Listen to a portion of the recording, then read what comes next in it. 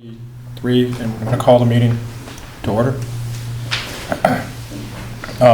We're going to put the consent agenda off until Emery gets here, in case he's got some updates. It's just the agenda from the last meeting, but I thought we'd give him a chance to weigh in on any things that need updated. So I guess we can move right to Marcus's report, the student representative report. Grades close November 5th. Basketball is starting at the end of this month. Unified basketball is going on now, and they've been doing pretty good, I've heard.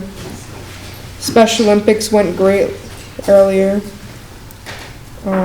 Esports, our new sport at Granby, is going good. October 25th, the junior high school held a dance at the high school that was themed to Halloween, and the kids could come in their costume. Swimming co-op has started. Yay! The duct tape a teacher for the 9th grade class is going on. This is the last week.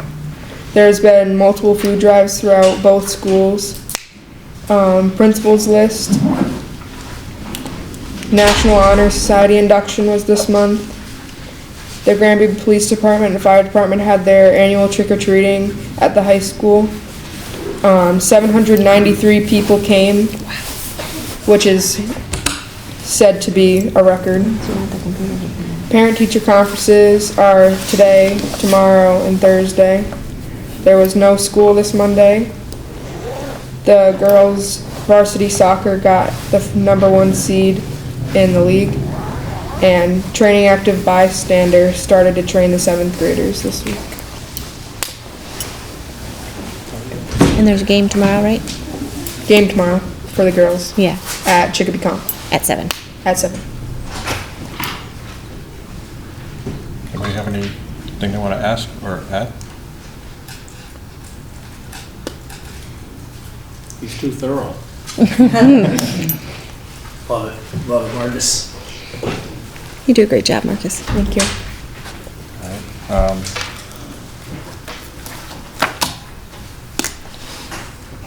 So did Emery tell you about how long he might be? He wasn't sure when he would be here, if he would make it. If he would make it? And that's Okay. the Chartwells.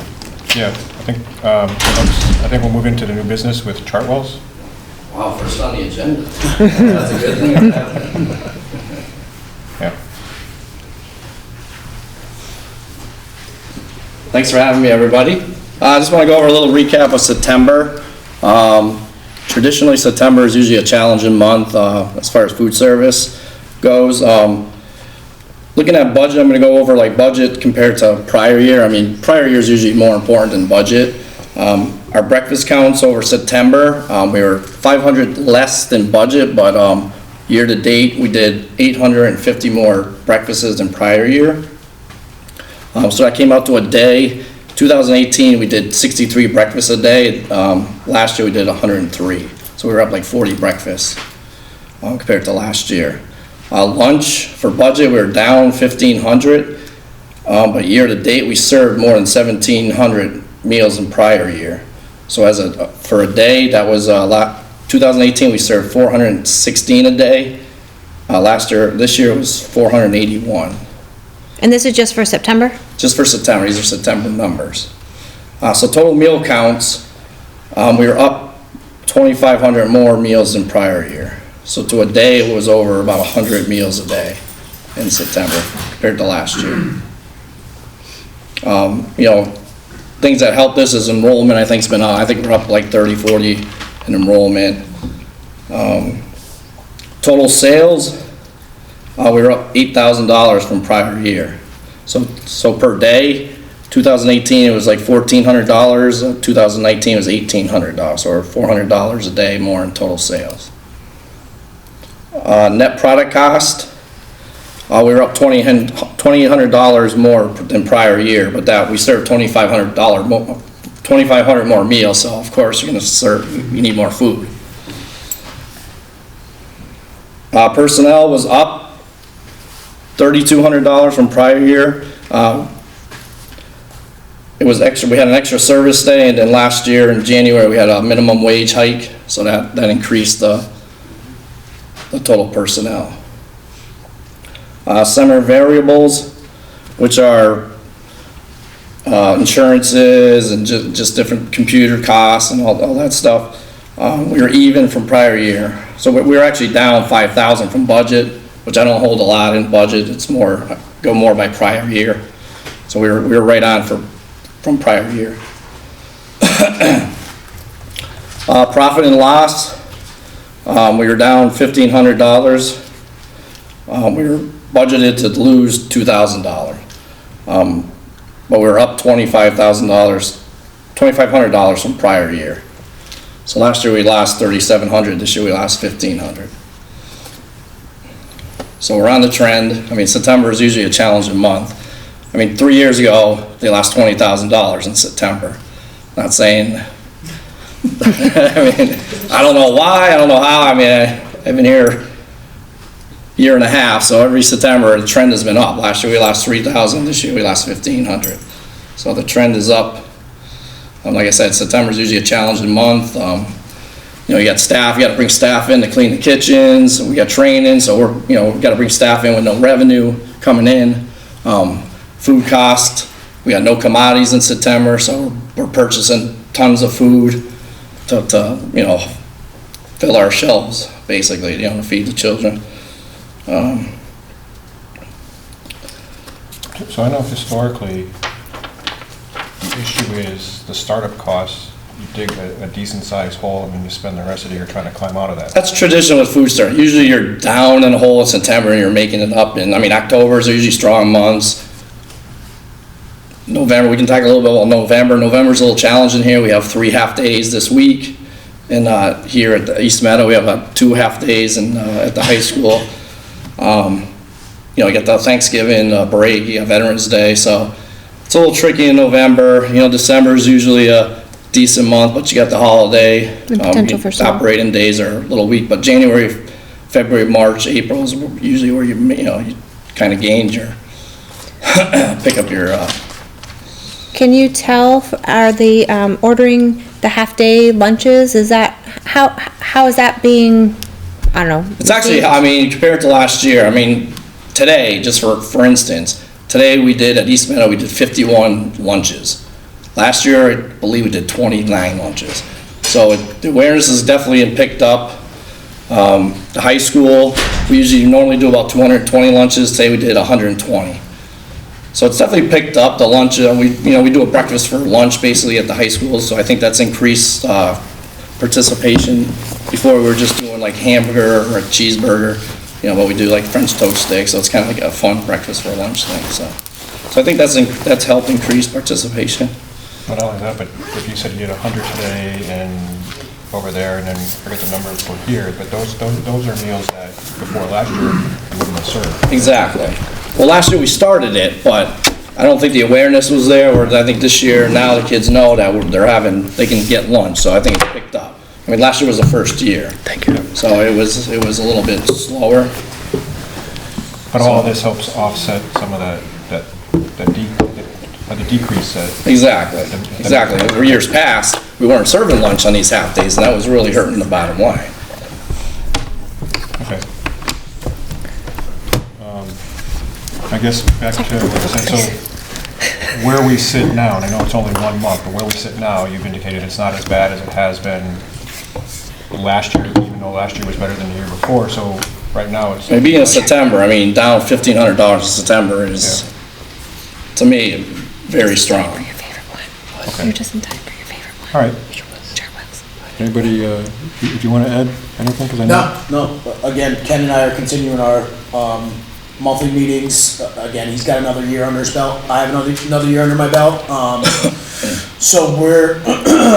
Yeah, I mean, the communication between me and Adam, I think, has really made, a world of difference. I mean, we're constantly, communicating, and anything that's problematic, we try to talk about. Yeah, I think that was the biggest thing a few years ago was that. Yeah, there's definitely some barriers. I mean, when I first came aboard, I know there were some barriers. I don't know what happened. I mean, that's in the past. Well, that in fact, I think you're at the beginning of your first year, you had a number for the enrollment that was higher than what it actually was and forced you to go out and buy more, and that's why you had a big hole in the beginning of the year, I think, is. Yeah, I'm not sure, but, I mean, I do remember enrollment's, that discussion. enrollment's definitely How do we- improved, which has helped, there's no doubt about it. I mean, I think, like I said, I think we're up 30, something like that, 30, 40 students. I mean, that definitely helped. And the kids are eating. There's, I mean, I want to say it's because the food quality's better. I mean, I'll take credit for that. But, you know, breakfast is spiked tremendously. I think breakfast has been a big, I don't know if it's just awareness. We've done some marketing on that, so. And then I think the other thing we've talked about in the past is being able to reach out to the students and find out what works, what doesn't work. From their Exactly, perspective. and we'll talk at them, I'm sure, we're going to probably do a survey probably Yeah. next month. Yep. This We month, did- next month. We did one last year. Yeah. We'll I'd try like to target this school this year. Yeah, we'll try to do, It's a little tougher elementary when the kids get a little, Yeah. you know, but you do get some good feedback. You know, anything you get back is valuable, so. But yeah, maybe next month we can talk. yeah, we'll about try to do a couple this year. Again, at this level, at the elementary school, it's tough. At the high school, we do get. Yeah, you do get some good feedback. on high Obviously, school. better feedback. But yeah, we did one last year, we'll certainly do at least 2, maybe 3 this year. So we can kind of get a gauge on what, kids want, what they don't want. Unfortunately, our hands are kind of tied by USDA restrictions on what types of food we can serve in school at mealtime, Yeah. so. I mean, I know at the high school they want to see lobster and they want to see steak.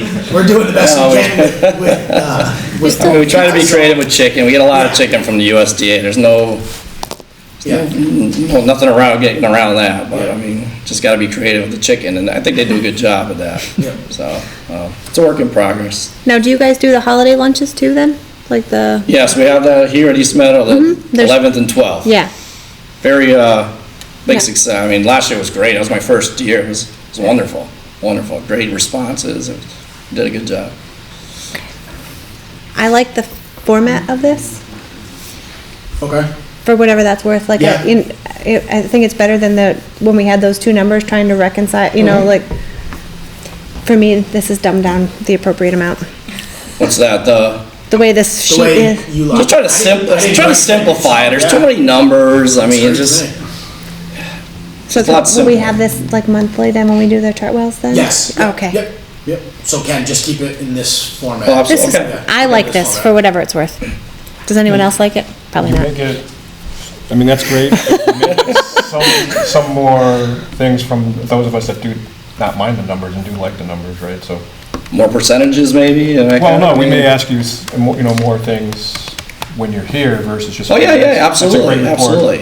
Yeah, but there's always that balance of those people that don't I just want try to see numbers simplify it. versus those I'm a people- simple person. I just try to Well, I simplify feel like this it a little answers bit so some you of the understand questions it. that we were always going after when we had the numbers where we were with everything. I mean, I get the numbers. I can handle the numbers. This sort of speaks to some of the questions that we've been going after. So, maybe see how it goes for a couple months before we, I like it. That's whatever. No, talking with Adam today, I mean, October numbers came out today. I mean, it's very strong month. I think it's the strongest month we've probably seen in Granby, probably in a while. I don't want to give a number, but it was very positive. Don't give a number. But just to let you know, I mean, November's gonna be challenging. Like I said, we got the 3 half-days here, we got the 2 half-days over there. Veterans Day, so, we're working on that though. So we're hoping we're gonna be okay in November. Okay. Does anybody have anything else they want to ask about Charlie? Any questions or? No, I'm guessing you guys discussed everything, but what happened to our discussion about the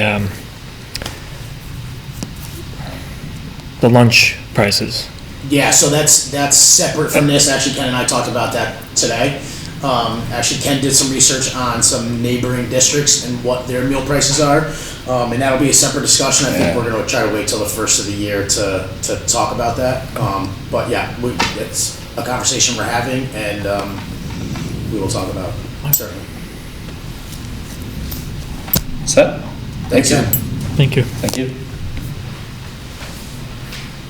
Robin, do you have any extra agendas back there? Yes, I did. Would you like them? I would like one.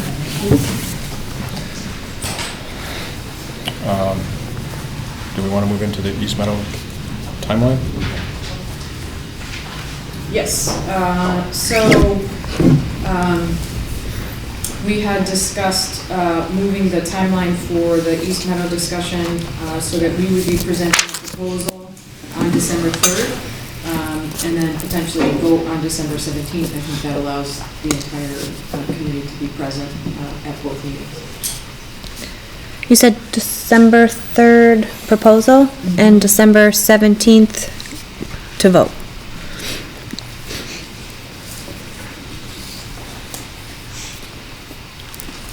I think we talked about that just when we were going like Yeah, this when we last. were passing in the hallway. Yeah, okay. What will the proposal be? Like, not, that's like a double-edged sword, and I didn't mean it to come out like that. Tell me now. No, will it be with multiple options, or what your end game is? Like, how are you planning on framing the proposal? So we're framing the proposal around the work that we've done, how we've collected data, feedback from the community. We're still investigating. We've done our architect walkthrough last week. I wasn't here, so I still have to meet with Bill. He did the walkthrough with the architect. So there's still a lot of unanswered questions. Okay. So we, as the leadership team, want to produce a proposal that is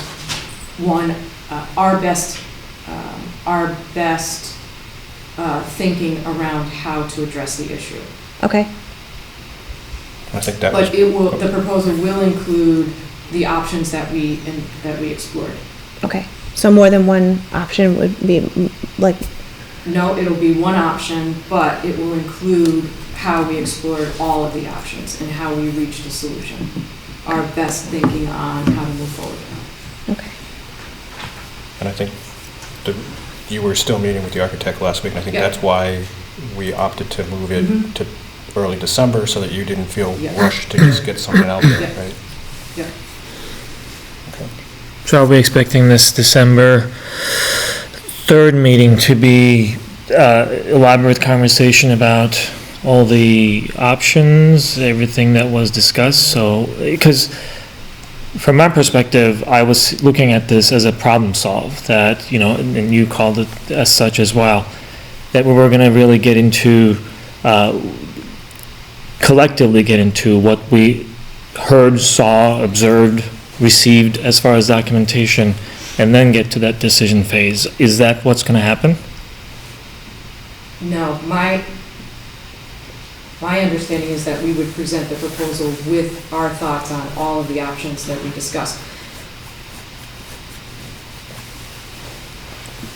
Where are we with some of the outstanding questions that we had from the last meeting, like looking at the different schedule options, looking at, I understand you haven't met with the architect, but I was hoping that we were gonna have some of that feedback to see what the architect said, so how would we be able to see, that's information that I would like to see before there's a final proposal, but I guess my thought would be to wrap that into the proposal. So if you had questions, we were working on addressing and answering all of those questions to move forward. And that would be the reason for the difference between, Right. the December 3rd versus the vote on December 17th, right? You give us time if we have things we want to ask you. Absolutely. So then my next thing that I feel like I have to ask, just so that we all understand, what happens if we don't vote for your proposal? We vote that down, then what happens? We look for a different solution. Okay, I'm just trying to make sure I understand all the things that happen around that. I think there needs to be an understanding of if you don't vote for an option, then, there aren't a lot of options on the table. Basically, the one that's left is to do nothing. Okay. I'm sorry, I just felt like I had to make sure everybody understands. Yeah, I think all of this, right? that is what I'm still debating and concerned about. Because if it's going to be one and done, So we're gonna have a proposal, we're gonna have a vote, and then we'll vote it down, or up or down, without really having that conversation with all the evidence that you are looking at. I don't know that that is the collaboration I was looking for. I was hoping that gradually we would get closer to that proposal collectively, instead of waiting for a surprise to happen if that happens. I wouldn't be happy if I have to vote down anything, right? Right. So for that reason, I was expecting that there was gonna be a little more collaboration and conversation as we got to that vote. So, we have the 19th. Although Mr. Petrus won't be here, we can certainly have, as part of the first part of that meeting, a discussion further about some of the questions that you brought forward. You know, the change in scheduling, or how the building's being currently used for pull-out and things like that. We can, present the architect's report or walkthrough findings. Certainly happy to do that. What was the, because I was on the committee with Emery, what was the architect going to do? I mean, we can't do it into the building. We don't even own it yet. The state does. So what was that going to bring us that we don't already know? I think we were, It wasn't going to give us another room.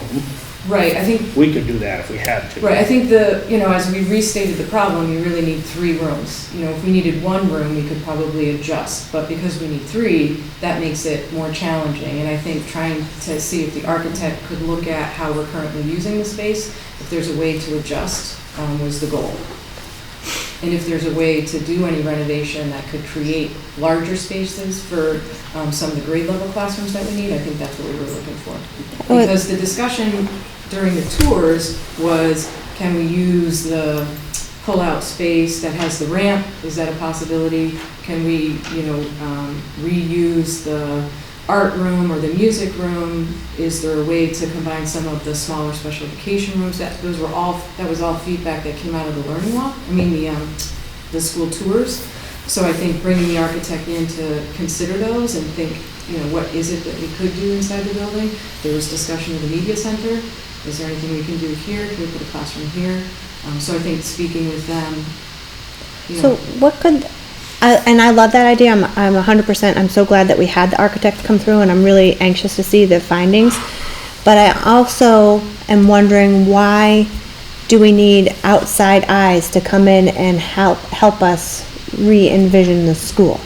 Like, why is it, if we're trying to be creative, like we've talked about, why is it that, and maybe you have, but I haven't seen evidence of it, the staff here trying to re-envision the space?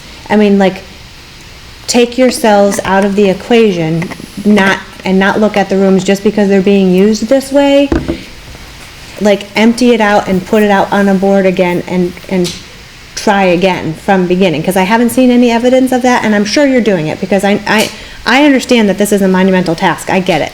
And I also understand that, to me, to echo what Emery said, I'm not looking forward to getting a proposal that's a one-option thing, when we've been sitting here through several meetings with people. I sat through tours, I sat through focus groups, and there's a lot of information that's been coming at us. And I personally would feel a little bit shortchanged if I'm only seeing one option, when I feel like I already know what the option is based on how conversation have gone.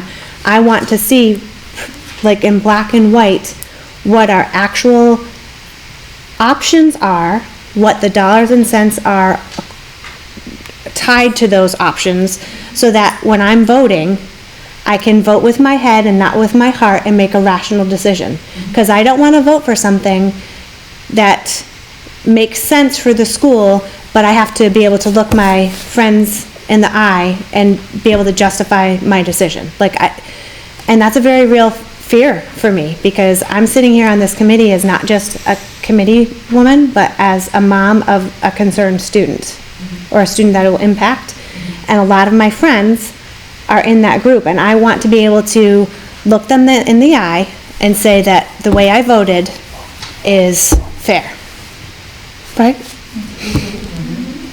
My best friend in the world is sitting here, and I want to be able to look at her and know that I did what was right Not just because of my heart, but because the proof is right there.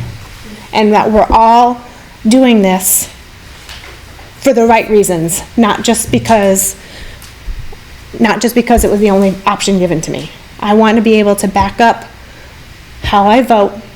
I want to be able to have conversations with people and say, yeah, this maybe isn't what we were hoping for, but here is the reasons why. And I don't feel like we've gotten there yet. And I'm very worried that this, like, I guess, I don't. So I again- understand. If we're looking at all the options and like when we were talking about those, how much is it going to cost for each? What is the impact on the community? Not just the schools, but the community. How does it impact financially? That's our intent in creating a proposal. Okay, Yeah. like we're gonna see it You're for gonna see everything. all of them. Yeah, you're gonna Okay. see how we thought through each option, how the first two options that we took off the table, the art room and the do nothing, were clearly not in the feedback that we heard at focus group meetings. Like, those two options came off the table very early. Our intent is to go through each of those options and talk through, explain through how we came to a conclusion about each option. I mean, that was my intent. If the committee would prefer to have more problem solving and problem resolution meetings, I'm happy to do so. We can share the information that we're looking at to come to a solution. What is our ultimate timeline? I mean, this has budget impacts. No matter which way we go, there are budget impacts, and we're starting to talk about budget. And I haven't heard yet, but I'm not on the budget subcommittee, and we all know how great I am with numbers, so there's that. But I'd like, do we have a drop dead date that we need to have this decision made by? And what happens when we make this decision and there's ramifications with our enrollment, and we see that, do we then do nothing if we see that people are leaving? Like, and in your proposal, will there be a plan B? Like, if we are starting to see that people are signing up their kids to go elsewhere, if there's the one that we're, one option, or, the other kids that might be impacted, there's problems, like what, is that all gonna be?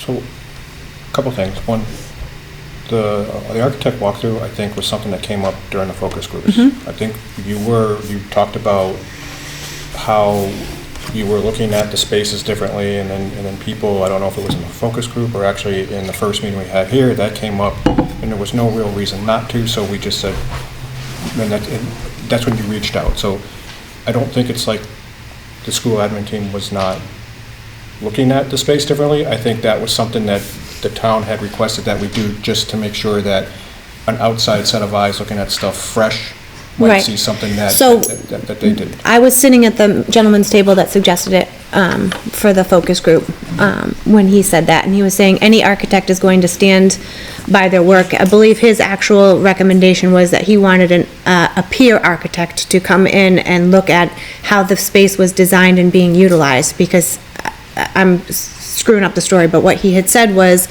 any architect that designs their building is going to stand by their design.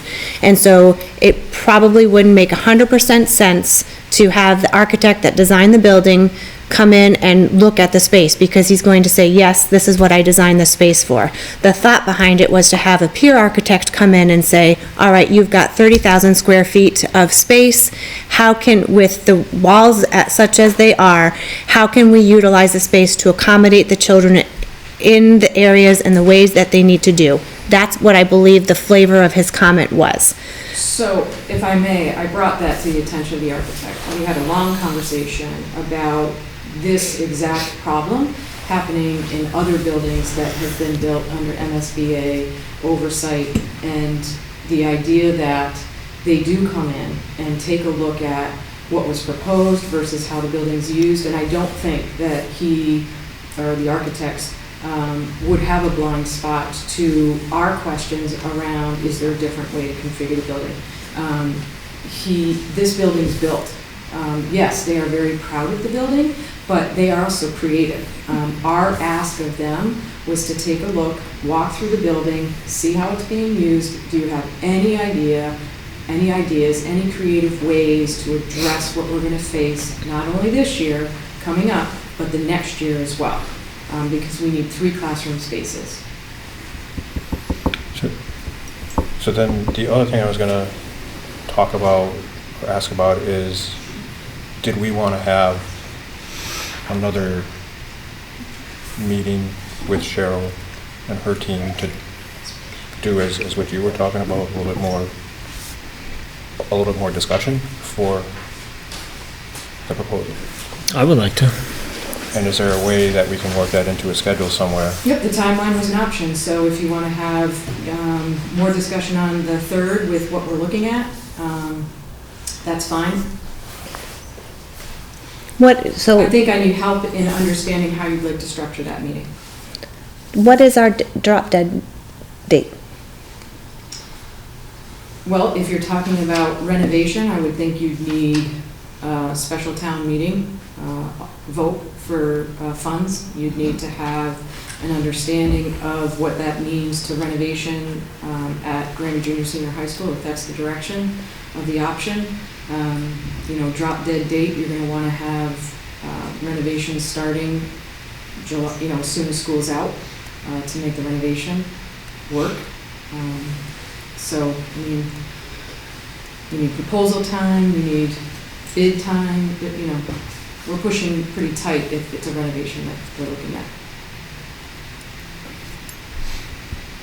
It seems to me that, and I know what the people are referring to here, that if you present one thing to us and we don't like it or it's voted down, then it seems to me we would need 2 proposals.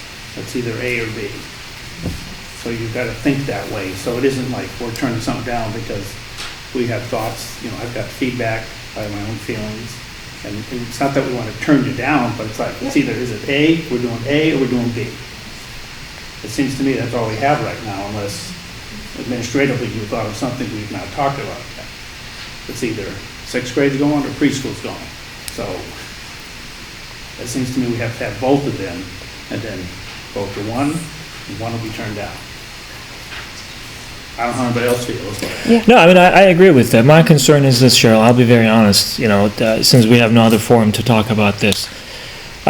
With one option is basically, if we like whatever it is, we all vote, we're all happy, we'll walk out of here hand in hand. If not, with that single option, we are potentially really creating tension, and I'm concerned about that. Because there's only a single option, and after all these conversations, as Jen was saying, I would like to see that, you know, we have a little more meat around each one of those options so that we can make that decision in a more thoughtful, educated way. Because, you know, a single option vote is vote up or down, and I have concerns, you know, I may have concerns either way. And if we actually have to say, you know what, we really don't like this, after all those meetings, we're voting this down, probably that's as big of a concern as, you know, the not liking the option to me. And I really don't want this committee to find itself in that situation.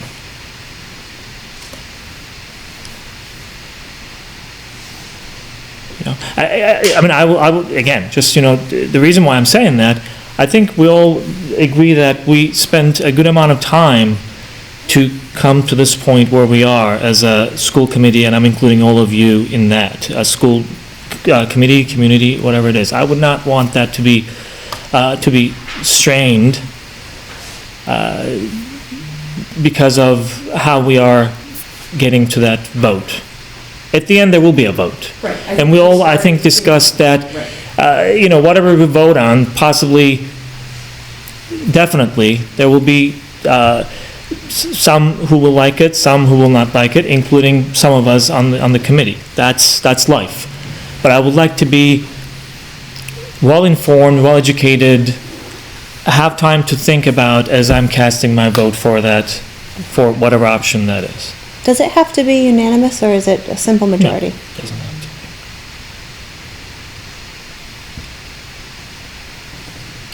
So the question back out to us is, do we want to talk about this before the proposal on the 3rd? And if so, Cheryl has asked that we kind of define for her how we want to structure that. Well, we have a meeting next week, right, which is the 19th, and then we have the 3rd.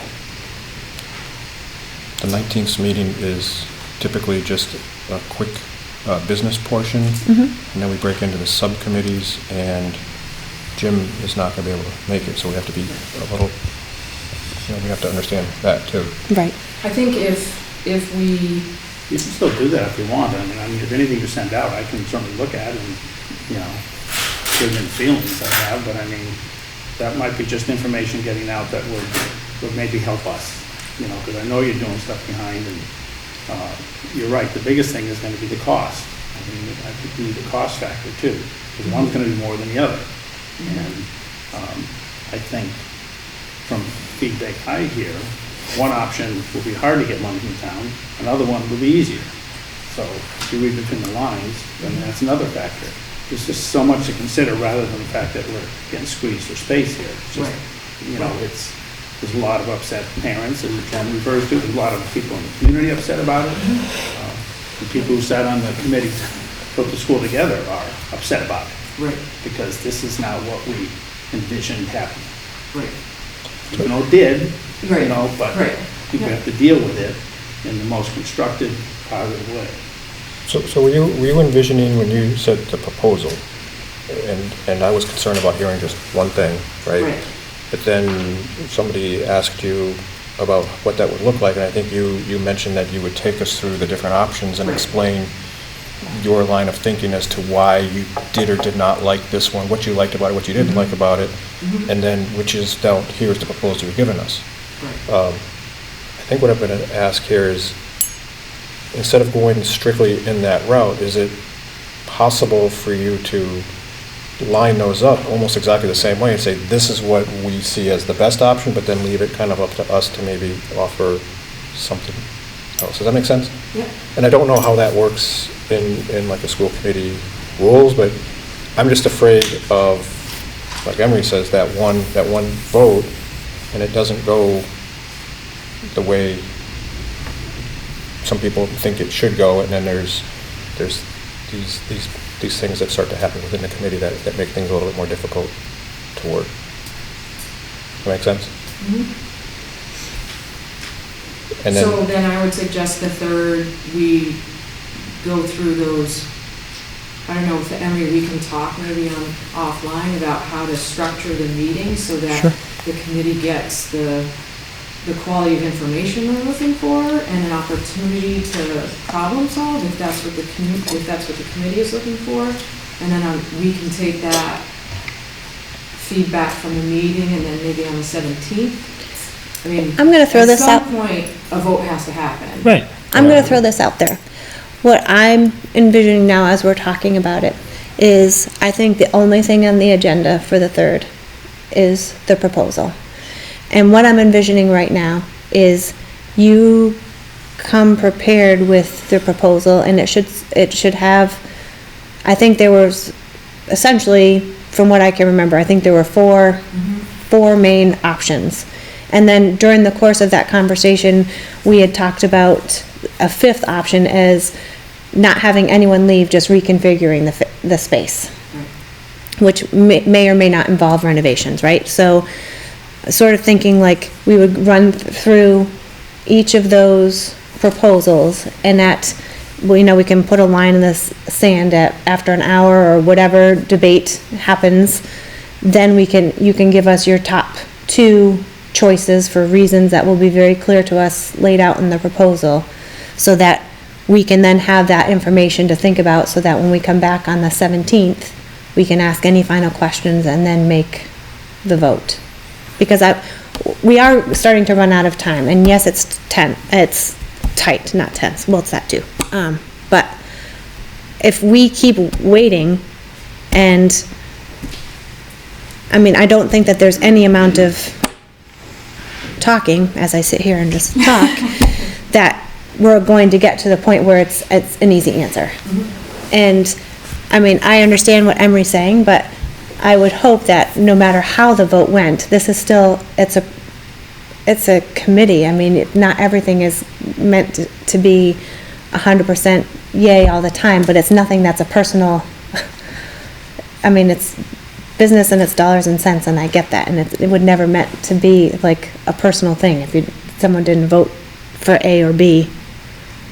Yeah, for the record, I wasn't really talking about the committee Yeah. having tension, but I was talking about, to be very candid, our relationship with our administration team, because. That's what I meant. Yeah, yeah. I consider that part of the, like, to me, even though she's the superintendent, she's not a voted member of the school committee. We can't function without you here, so to me, I feel like you're part of our committee, like it's. No, and we appreciate that.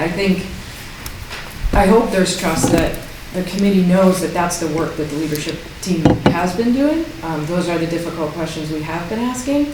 If we're not communicating that to the committee in a way that's helpful, then we need to circle the wagon, so to speak, and come back around, and I'm happy to do so. At the end of the day, there's going to be a vote taken, and if it's not in support of what the leadership team has proposed,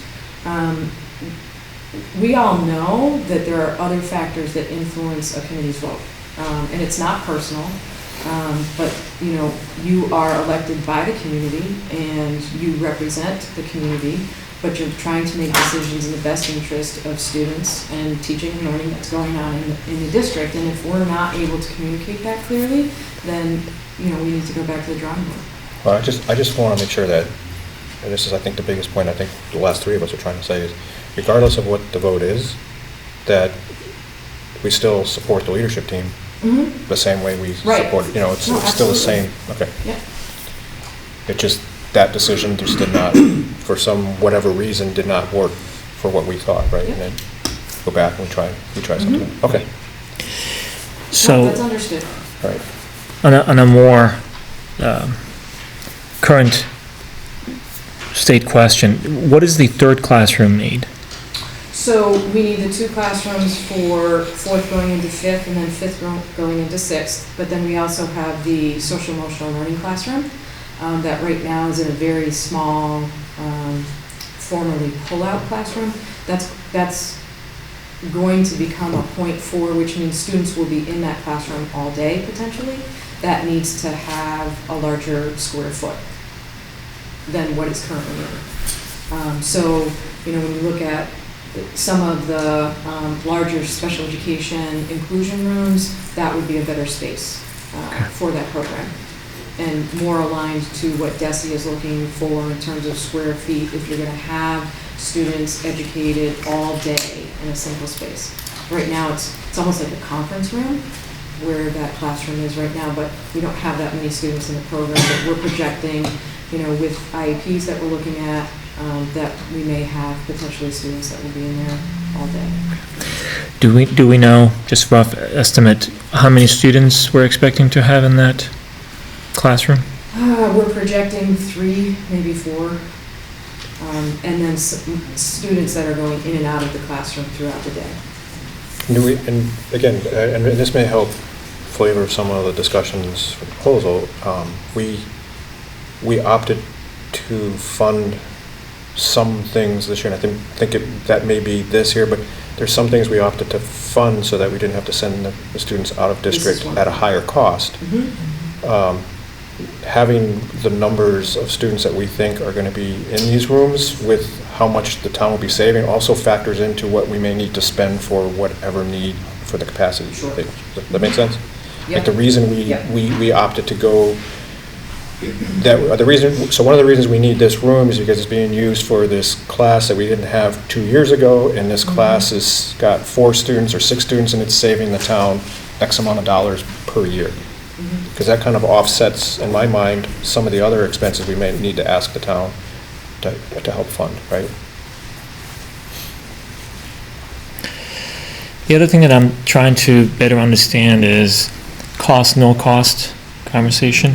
In my mind, any option will have cost. And I'm not sure what we have in mind collectively, or maybe you have as part of your proposal, as far as a comparison of those costs, because we never really got into that cost Right. conversation, right? And the last question is, I really would like to, again, better understand, if you can, inform us about that, what type of configurations we are talking about. Are we talking 6/8? Are we talking 6/12? Are we talking K6? What are those configurations? It's no longer clear to me. How can we have 6/8? Well, that's what I'm saying. And then the other thing, I know that we had talked about it, and I know it was brought up, but if for lack, the option of the 6th grade moving,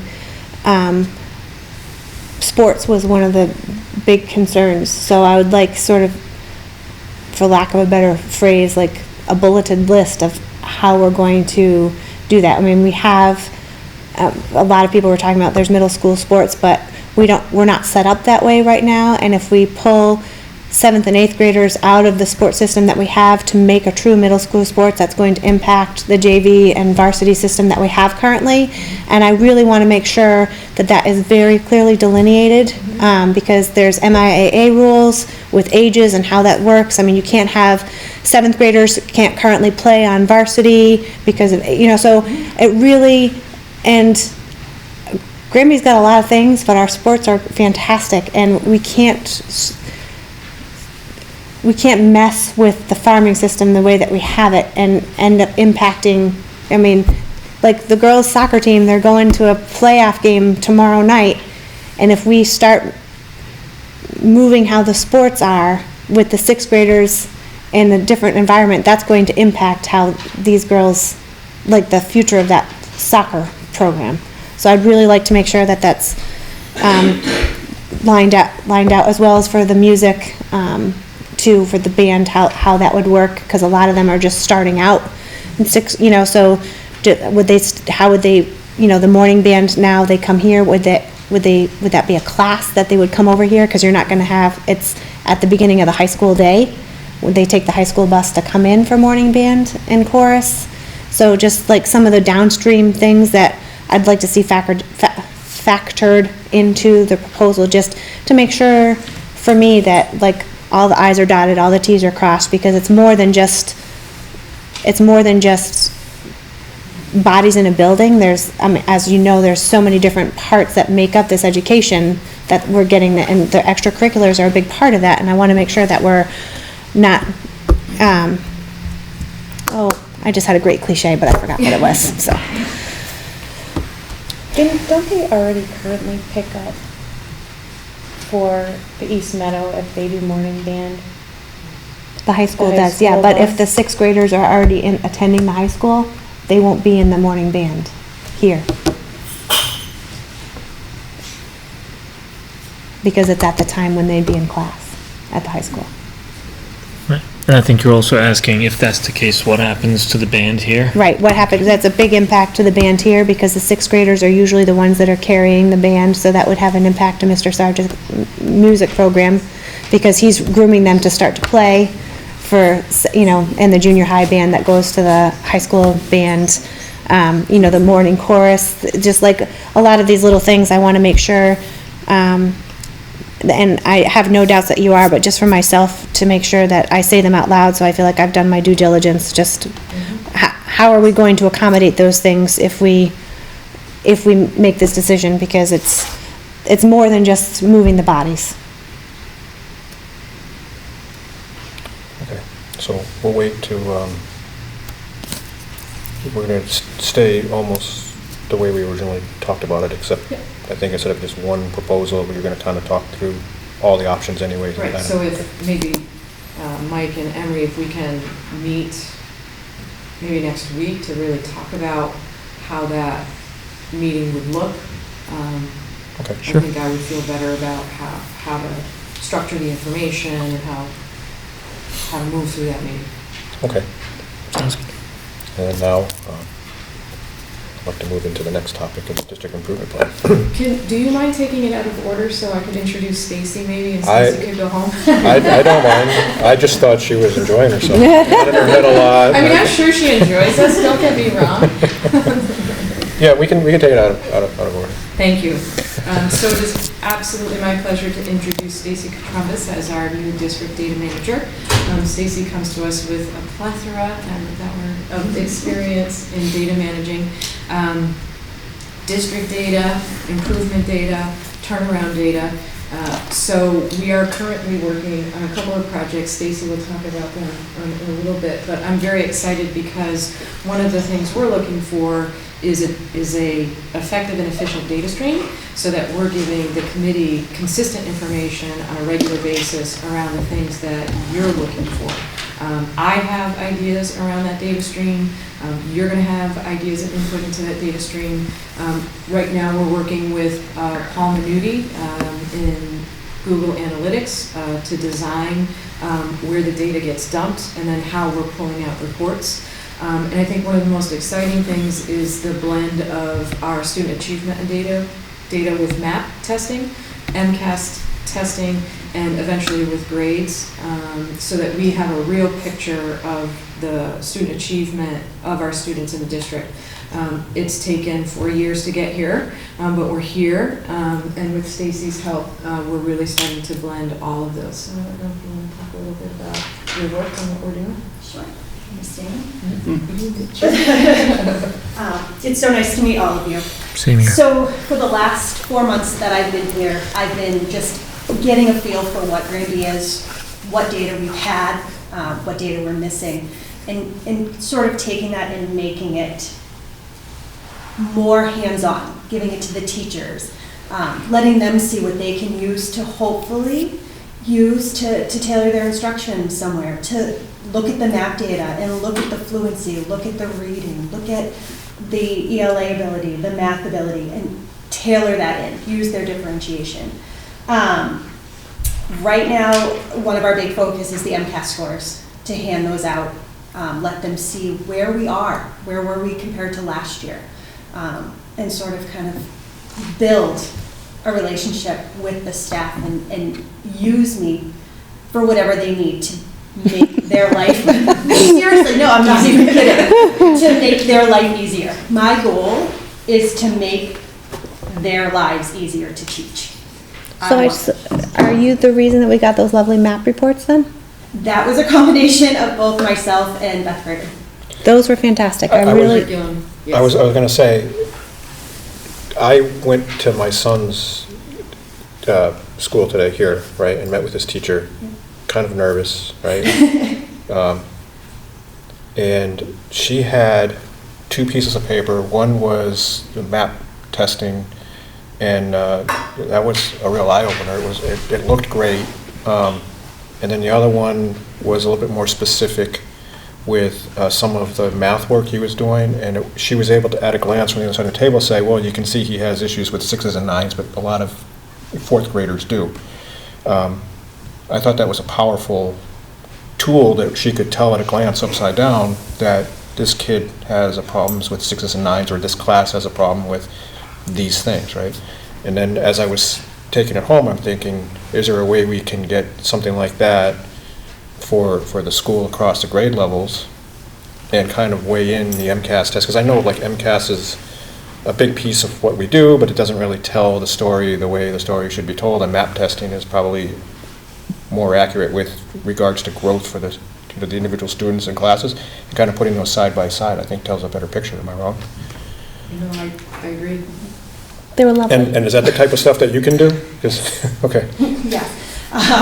But she does have district ahead of her, district data manager, so we're working on a dashboard for you that will be updated on a regular basis. So there are a couple of things that have to happen in the background. We have to have a data timeline, an assessment timeline. So when are we giving MAP? Then when will the data be loaded? When will it be inputted into a dashboard? And at what point next year will you have, I think we're doing MAP trimester. So when can you expect to have MAP data in your dashboard? When can you expect to have MCAS data in your dashboard? Enrollment figures in your dashboard every month with an analysis of school choice. And I think one of the things that we've been working on is making sure that we are pulling from data from the sources that are being reported to the state. because we've been reporting on a combination using SIMS data and a combination of admin assistant data, which when I first asked for enrollment, I got handwritten lists of classes, and that's where we were. And now the combination is, well, okay, here are our lists, but does that match what's going into SIMS? And that's what Stacy's work has really been these first 4 months, is to really understand how we're utilizing Rediker, how we're utilizing SIMS as our data. Is MAP clean? Is our student achievement data clean? Is it accurate? And so then when we're creating these dashboards, the polls are consistent and they're timely, and then we can have a real conversation about outcome, which we really haven't been having yet. The third part that we're going to be working on is working with Paul Minucci on what we're hoping other districts are asking, which is, if we have resourced this with money, what's our return on investment? Are we seeing, if we purchase 270 Chromebooks, how can we measure in student achievement if that's been impactful or not? And Paul's working in 50 districts, I think, throughout the Commonwealth, using Google Analytics, which is free, and really diving into the data to answer those questions. So where DESI's data in the data warehouse has always been stagnant, you have to export it and dump it into Excel and then run your formulas. Google Analytics, you can ask the questions of the data immediately and get your response. So it's very interesting, and hopefully will give you the information you need to make informed decisions moving forward, or at least let us know if we're doing our jobs well. So I'm assuming the answer to this is yes, and you probably have like a whole list of things that you're already starting to build, but if we can get this kind of data, I'm assuming there's going to be data for the teachers that they can get to look at what's going on in their classrooms to understand, do I need to spend more time on this? Do I need to work harder? Are the students getting the message I'm trying to give them, or do I have to try something different? Right? So when we get to the district improvement plan, I think you'll see where we're headed with the data this year, and where we hope to get in the next 3 to 5 years. I figured you were. Because I mean, it's great that we get numbers, but I think it's probably more important that the teachers get the data that the teachers need to make those decisions in their classrooms, right? When do you expect to have the dashboard? So we've been working with Paul this week. We have the MCAS dashboard has been completed. We're beginning to work on the other pieces, attendance data, chronic absenteeism, things like that. Ideally, a completed dashboard would be in January with every piece of information. So I'm curious if there's data that you as a committee are looking for, that you really want to see and hone in on. That's a danger. You know us too His well. eyes just lit up. Like, 30 seconds. Yeah, And Thank go. you, Stacey. It's all we need to do. yeah. I'm not. I think, especially Cheryl knows my approach to data. I'm more of a metrics guy than data guy. So I care about what comes out with that data, because data, it's a lot of numbers. What information are we getting? So I was going to ask if we have an opportunity to look at our strategic plan together and see whether or not as we're creating that dashboard, we have numerical information on things that are on that strategic plan that may not be related to MCAS, that may not be related to attendance and other things. And that would be very helpful to have those measurements on our dashboard as well.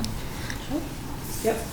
Well, and I think too, our strategic plan will need to be revised. I think next year we start the process. So it's a perfect opportunity to have that conversation now, so that as we move into creating the next 3 to 5 year strategic plan, that's embedded in, I think we can do a better job, as you said, with the metrics in the strategic plan. I think this strategic plan was a lot about foundation, creating data cycles, creating a data system, having people on board to do that work, resourcing things well. I think now it's getting to that next level. Yeah, I think some of that will kind of shake out. When I give my update, there's a few things I want to speak about that were discussed at the MASC conference. And things I think we kind of reshape and tweak what we do and how we do it and what we look like going forward that may drive some of that strategic plan too. So I think there's going to be a lot of discussions in that direction over the next few months. So if you think of anything and you'd like to email Stacy, feel free, just don't all email her together. So to answer, for me right now, I don't know, simply because I don't know the data that's available to me. But once you start presenting to me, I'll probably come up with questions or ideas or thoughts about something more that might be neat to have, right? Don't worry, it'll be coming. Okay, all right. I feel better. Let's do the sure again. My last question is, can we see the report that Jen and Mike were talking about? Because those of us who no longer have a student in the school district, we don't get to see those good things that are happening. It was really neat though. It was really, like, I could see him, I could see the rest of his grade, and then the state standards. Yeah, so we were waiting until the second round of MAP because the first round was just basically setting foundation, first testing. By the time you get to the second round of testing, now you're going to be able to see some growth, and we wanted to update the committee on that because that's the reason why MAP was purchased. It's an assessment that measures student growth for every student, so we wanted to show you what that looks like in the reporting out. So we'll show you the foundation stuff and then how it measures growth for specific students, and then what grade levels and what teachers are doing based on the data that they've received. That to me is going to be For how many the years important have you piece, been doing the last that? piece. We just started this Just year. started. Yep. Because it's nice to A have little all bit this like data, if Galileo, they're not utilizing it But with the growth measure. to get better, then what's the point? So how do you measure, like, currently? Because just We you. don't measure growth currently. Right now, we only have MCAS, and it only shows us whether or not a student is proficient, or, meets expectation, exceeds expectation, below expectation. So with this would be a yearly comparison? What have you found if you look Take it out. at students, SNAP versus MCAS? So there is, Are they similar? so they're on a different scale. MAP is used across the United States, where MCAS is obviously just regionalized here. But they have a predictor within MAP to show how they think our students will perform on the upcoming MAP, the upcoming MCAS, excuse me. So it's not only giving us their growth in the real-time data, but it's able to let us see what the future may hold for them and what we can do. Prior to having. Yeah. Now, was that bar that was way off to the right on that paper? Kind of not, it was kind of like a... It kind of had like dots in it. Yeah. That, I believe, was where we expected them to go to their next MAP testing. Okay. So the amount of growth they were going to see. Okay. All right. I just want to make sure I read that piece. Yeah. Right. Sorry. Because it just kind of reminded me when you said that. Right. Anything else?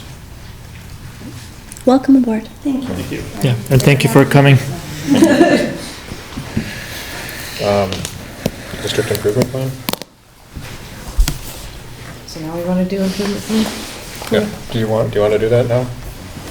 What was next? Report on MASC conference? Yeah, those were the last two in this, and then I was going to open it up to the comments at that point.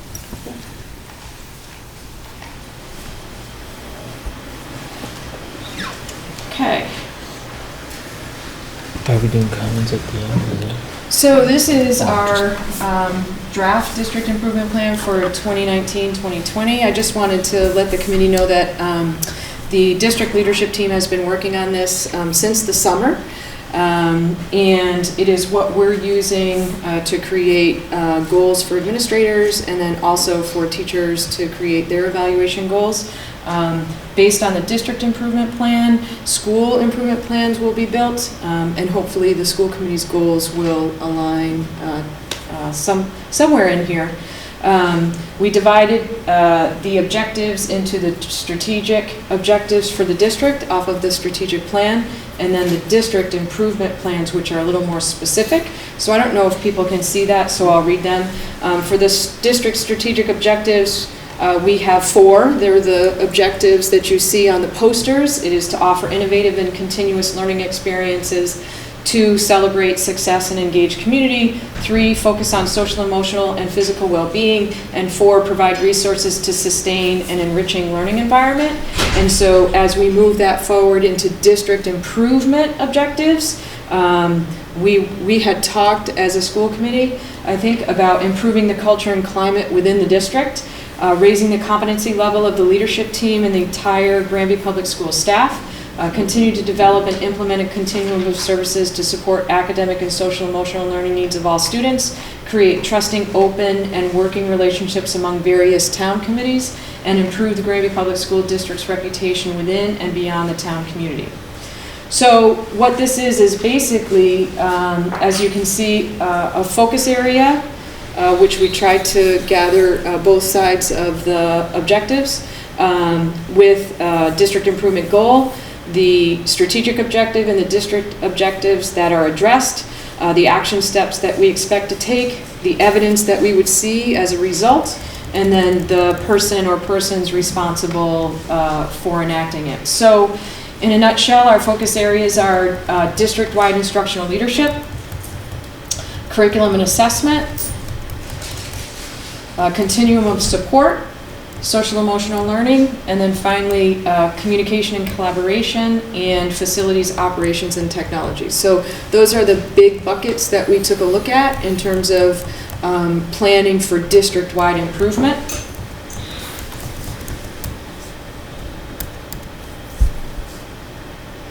And so if we look at the actual district improvement goals, in order to focus on district-wide instructional leadership, we're continuing, and this was a goal last year, to fully implement instructional leadership teams at the district level and in each building.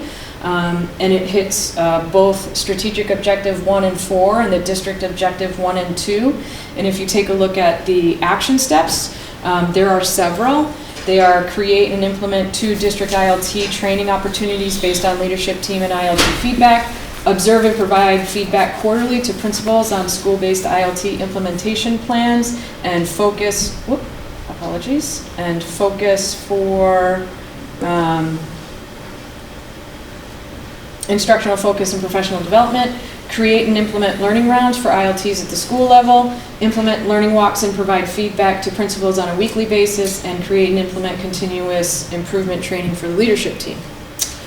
And the evidence that we would collect and that we would report to school committee on a regular basis would be the results of staff surveys, staff-led PD agendas and surveys, learning rounds, documentation, established instructional focuses tied to professional development as identified on agendas, minutes, and school-based walkthroughs, a district-wide year-long plan, professional development plan, district ILT meetings and agendas, DLT meetings and agendas, and then school-based ILT agenda meetings, professional development work groups, and district learning walk data.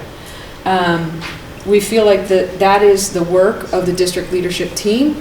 Because we are small, all of our principals sit at the district level meetings, and so we have these conversations about, are you receiving feedback on a regular basis? Are you getting feedback to your ILTs? Really, the whole idea here is that we're shifting the culture of the district to away from compliance with expectation and into teacher-empowered leadership. So if we expect instruction to change, if we expect innovation to take root, then we need to have teachers who feel trust and who feel that they're a valued part of improvement and that they can take risks and that they're given feedback and that they work collaboratively to make the changes that need to be made so that they are successful and their students are successful. And so really it's, when you walk into a classroom and you're doing a learning walk, it isn't so much that teachers are necessarily following a dictate of having a student learning objective on the board. It's more that they've had a conversation at their grade level about student learning with their students and that they have ownership over constructing units of instruction and lessons for kids that's meaningful. MAP is a big part of that because that gives teachers the data they need to make instructional choices on a minute-by-minute, day-by-day, hour-by-hour, day-by-day basis. And when we give teachers time to collaborate, then we're asking them to be empowered leaders, because from those conversations start the conversations about how do we construct professional development with feedback from teachers that is impactful and meaningful so that they feel their time is valued. Any questions on that one?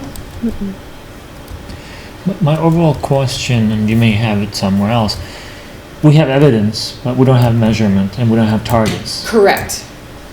So is that going to be part of it?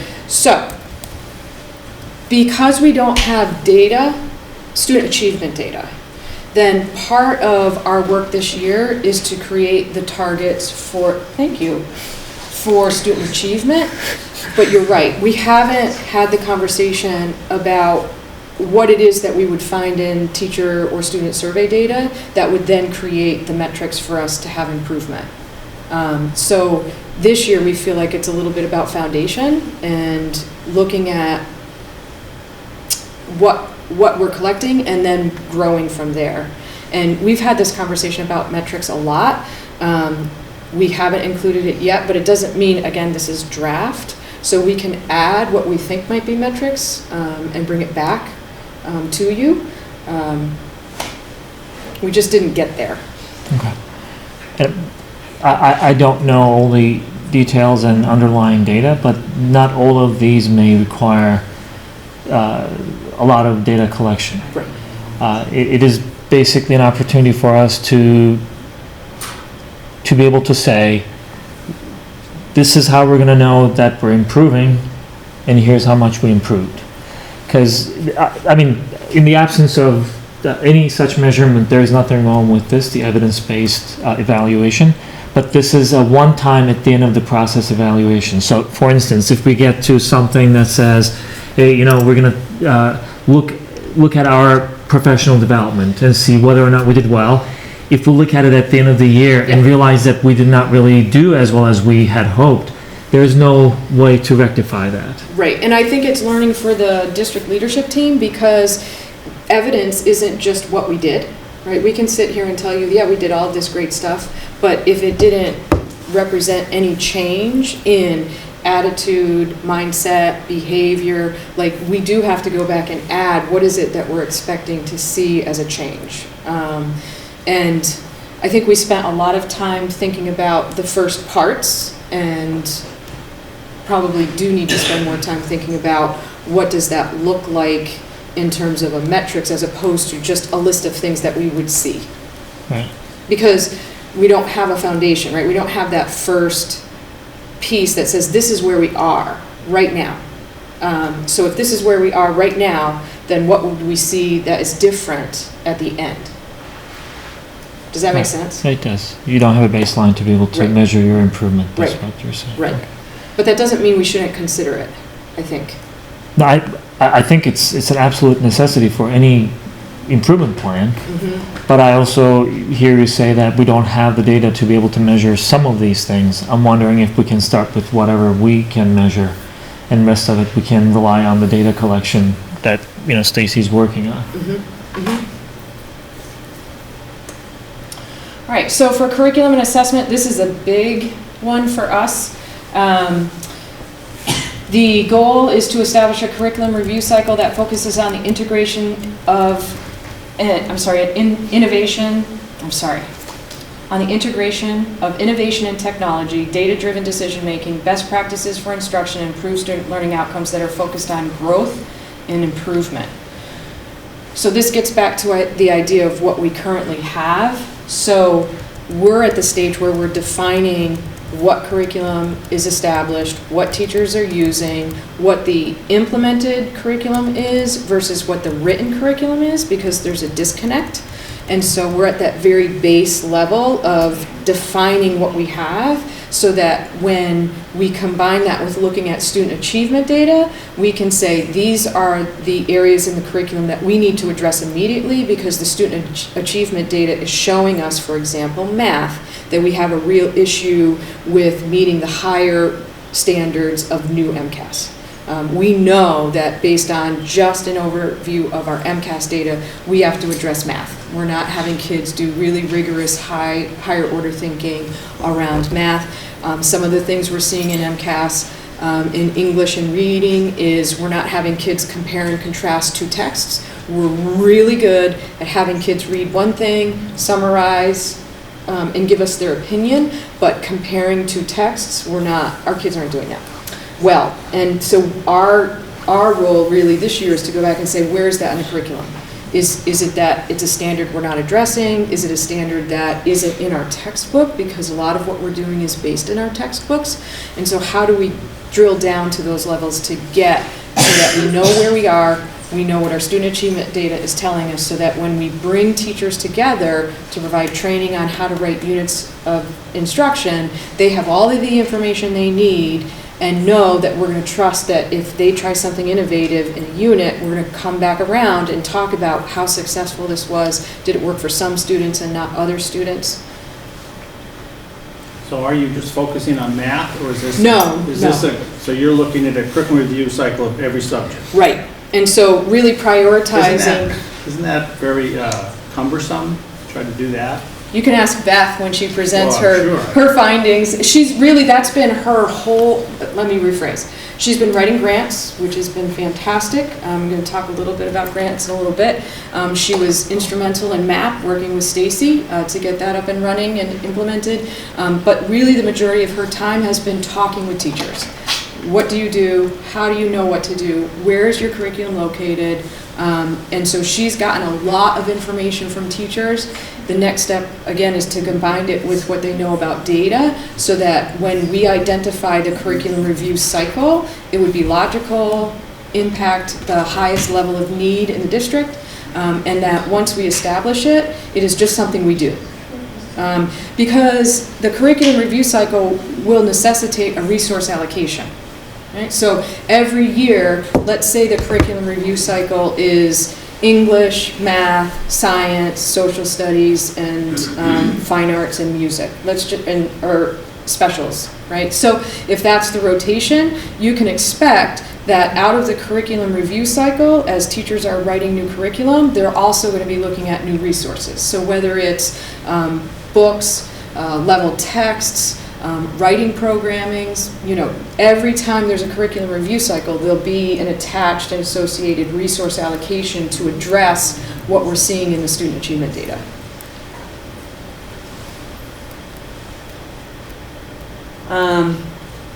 So how are we going to get there?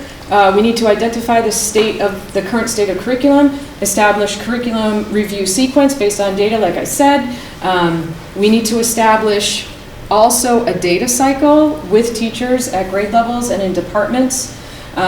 We need to identify the current assessments used at each grade level. I know that Beth has already done that. Develop and share data dashboards in a timely and effective manner. Develop a year-long data sharing timeline, and establish data dives and data charts, data chats, that is, so at grade levels, talking together about what the data means. So there's a lot that happens once you have an effective assessment system that you're using regarding professional development, how teachers are using the data, do they feel comfortable with the data, are we communicating it effectively with parents and with the community, so that they understand that what we're doing is going to impact each and every student in every classroom every day. One of the reasons we chose MAP is so that we have an idea of what each student knows and is able to do, so that it can be differentiated. Their learning and their instruction can be differentiated based on their assessment data. So it's a heavy lift right now, but once the system gets up and running and people get comfortable and understand it, I think we'll see some large impact in terms of student achievement, in terms of teachers feeling empowered about how they use data. Data is not a hammer. Data really is information. Just go back a second. So the evidence that we're looking at, So how do we know that we've been working at this goal? We would have entry plan results of new curriculum and technology integration coordinator. We would have an established review cycle plan. We would have data accessible by teachers. We would have data dashboards and examples of teacher use of instructional changes based on data analysis. We would have a data protocol, rubric, and item analysis. We'd have definitions of high quality instruction. We'd have identified areas of focus and action plans and data analysis using MCAS and MAP. We would have non-evaluative teacher support, such as mentors, model classrooms, instructional leadership teams, and the support of the curriculum and technology integration coordinator. We would have pre-K curriculum aligned to Mass State standards with common assessments. We would have units of instruction that were based on understanding by design and universal design for learning. And we would have an effective housing of the curriculum, which would leverage technology such as, we haven't chosen yet, but Atlas, which is an online digital curriculum platform, Google, we could do it in Google Forms and Google Docs, or EduPlanet 21, which is a curriculum housing site that we're looking at currently. And if you remember, when we resource allocated for the position, we also allocated a resource in the budget for the curriculum director, knowing that this would be something that we would need to have to move forward.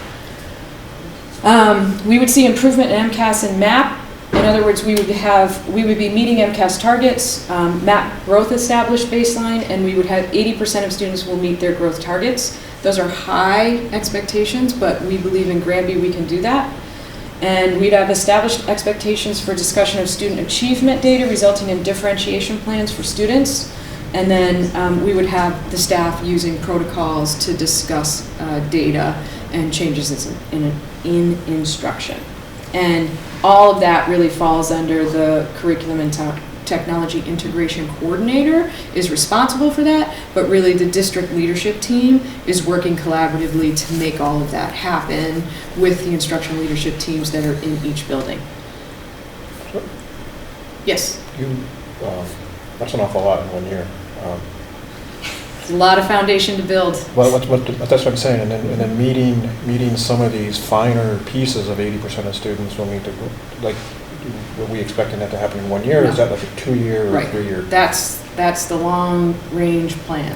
Okay. So I think as long as we're seeing growth to that goal, then we can say the work that we're doing in establishing curriculum, review cycle, housing the curriculum effectively, teachers using data chats and protocols to look at data, that we're making progress towards that improvement. Yeah, because I figure by the time you get all of this sorted, cleaned up, and put in wherever it's going to be housed, that's going to take a certain amount of time, and then the teachers learning how to access Exactly. it, and then learning Yep. what that means, and then making Yep. adjustments on their side. It's going to take a couple of Yeah, years. absolutely. Okay.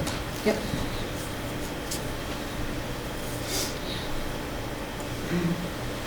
So, a couple of other things under curriculum and assessment. We want to expand Project Lead the Way, which we are currently involved in.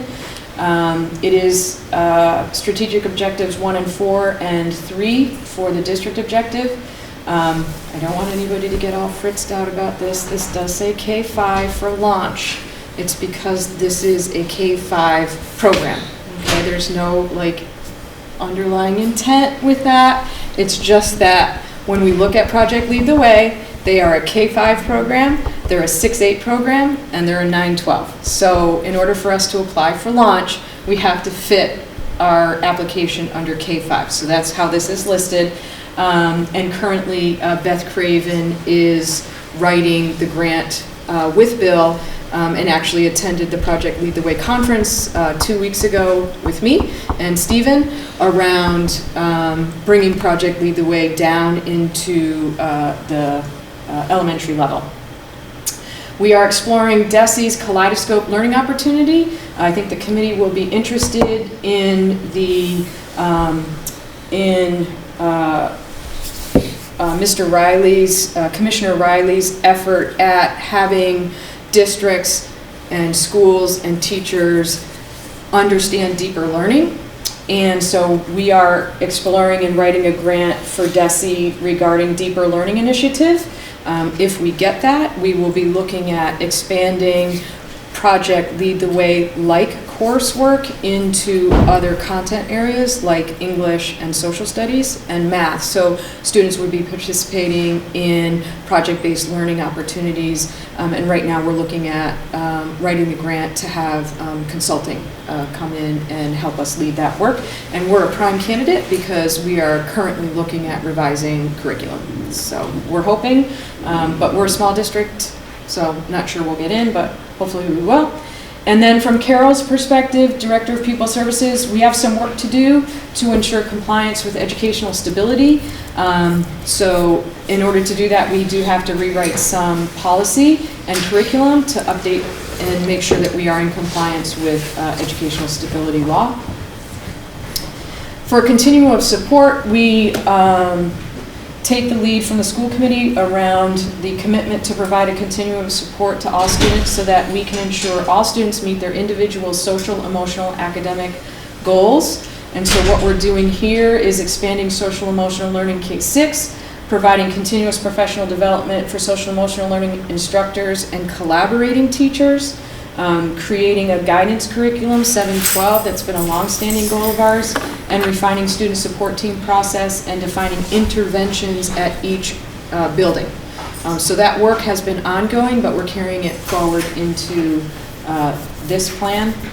And the evidence would be effective transition planning between East Meadow and at East Meadow when they transition up to Granby Junior Senior High School, and then also the transition planning between grade 8 and grade 9.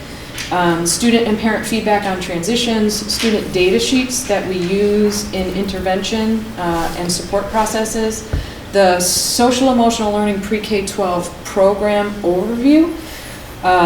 If we're doing this well, we have an articulated autism support program pre-K through 12. And we have staff training on best inclusive practices to support differentiation. We have student improvement data from intervention programming. That includes Title I academic, but it also includes our social emotional programming and interventions for students. We would be monitoring our new absenteeism supports for students who are tending toward chronically absent. And those include things like at Granby Junior Senior High School, our Saturday school, and our after-school support for students who are struggling, and our additional academic support opportunities at both East Meadow and here at Granby Junior Senior High School. Any questions on that one? So social emotional learning, expand social emotional learning curriculum and professional development throughout the district, and mindfulness self-care district-wide.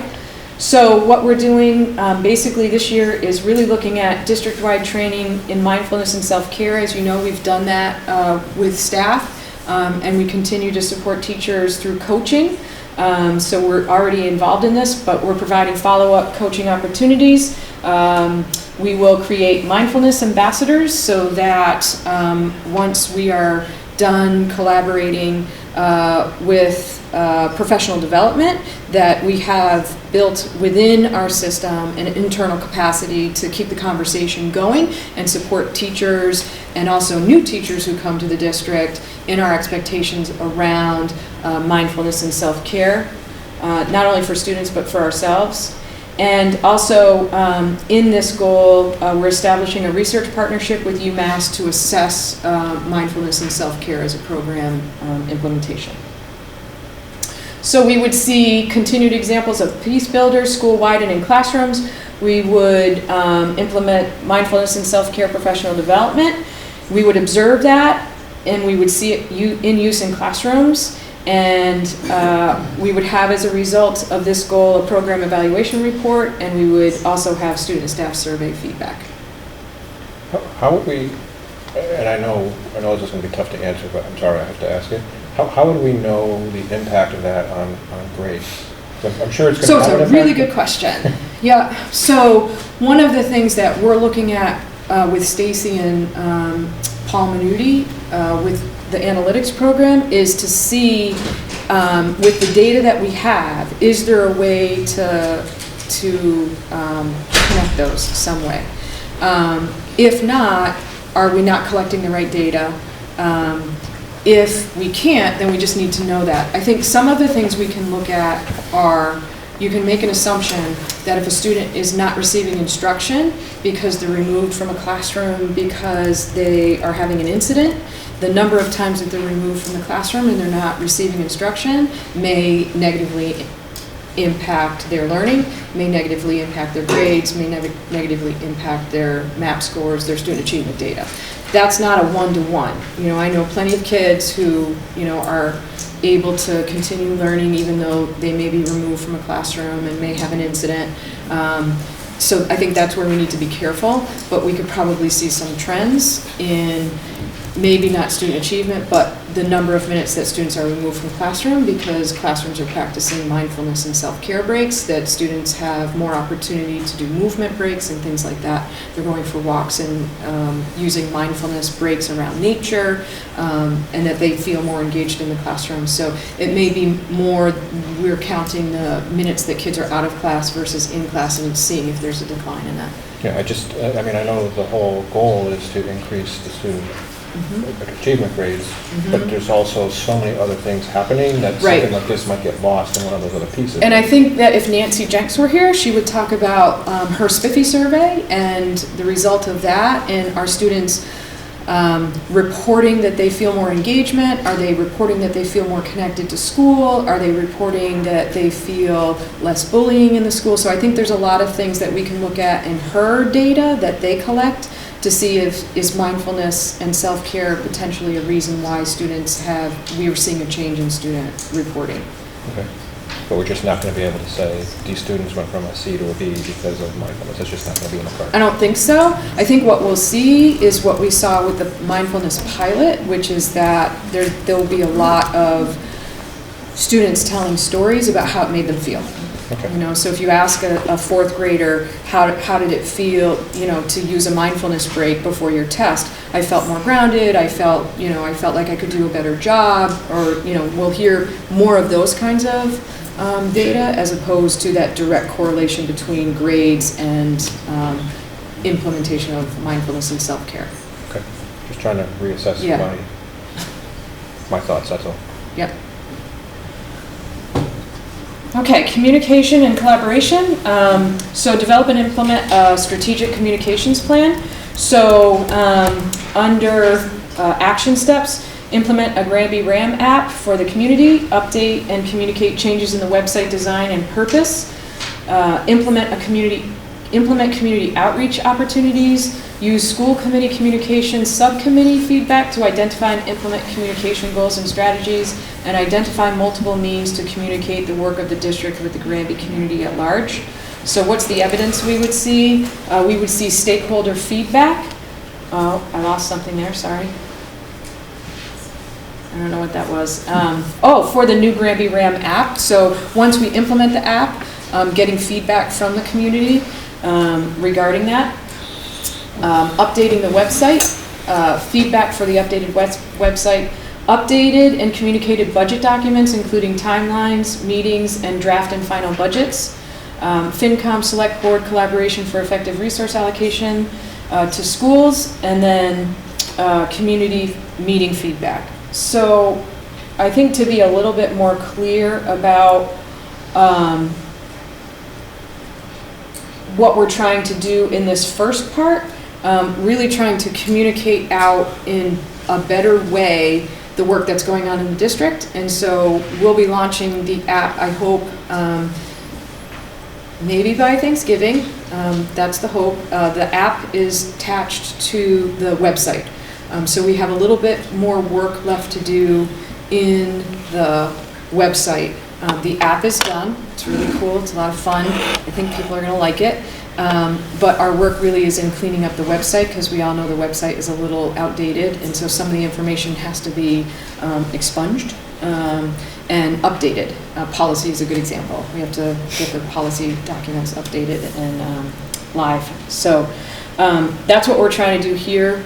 And then the second part of that is to develop, implement, and communicate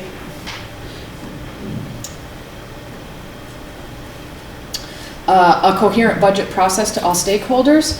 And so I know the budget subcommittee and Adam are working on the budget timeline is established and communicated by December, and we've established community outreach meetings to a variety of stakeholders for input into the budget. So we're hoping this year, instead of waiting for public hearing, that Adam and I are actually creating opportunities to meet with the community to get input into the development of the budget. So for example, going to the senior center, having coffee with the seniors, going to the safety center, safety complex, having meetings there with people who might be interested, going to the library, and just establishing more of a community input prior to the budget, or as the budget's being developed, as opposed to just having the public hearing and saying this is what we came up with. So that's a little bit different than what we've been doing in the past, and we think is important, so that we can get some community feedback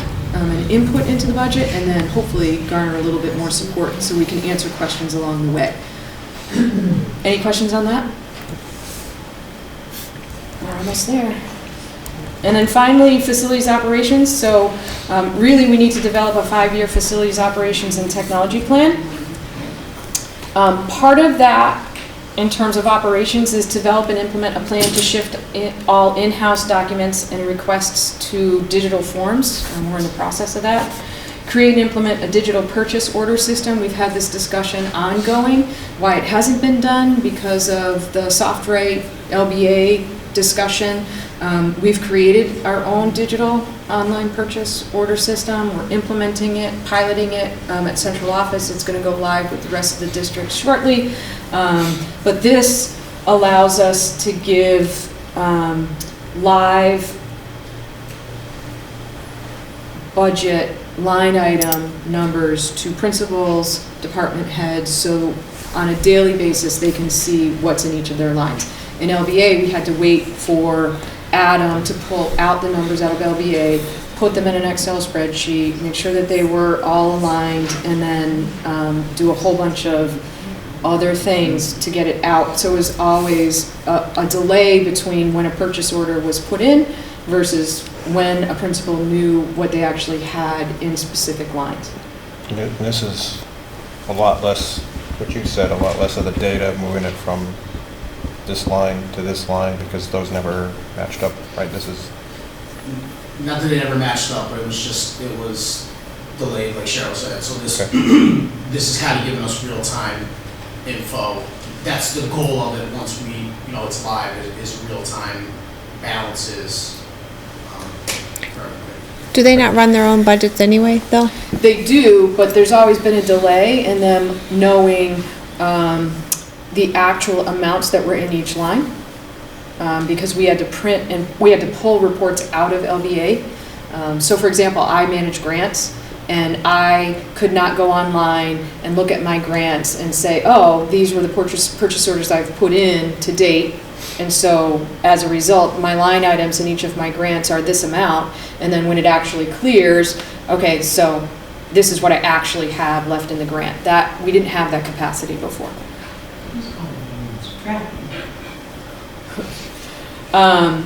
Very practical. Yes, we're trying. So this year we need to create a community work group to develop the 5-year facilities plan with a specific focus on Granby Junior Senior High School. And I've been working with David to develop the next 5-year technology plan. That will include a work group with community members, teachers, district level leadership to really put the next 5-year technology plan together. We need that. We leveraged, I think, very well the technology audit, which was fabulous, but now we need the long-term plan of how to keep this technology replenished, because we have a balance now of technology that's donated and that we use really well, but we have an increase in Chromebooks, for example, that are going to need a replenishment cycle, and so as we begin to budget, not this year but next year, those need to be built into a replenishment cycle, and it needs to be part of our technology plan so the community understands that there will be an ongoing expense for replenishing things like Google Chromebooks or projectors on an ongoing basis. So that's it in a nutshell. Sounds easy. This is a draft, so presented as a draft with the hope that we can revisit it. Although our meetings are a little, do we want to put it on as a first part of next week? Yeah, or- let's do that, because mindful of December 3rd, I want to save as much time on that Yeah. for that others, okay. Is this for a vote? Is that what- No, What- so I think maybe on the 19th, maybe we could vote. So if, unless people feel ready to vote. I mean, I'm happy to have you vote. So- But this was presented as a draft because I knew there would be questions and I knew that the committee wants to have input.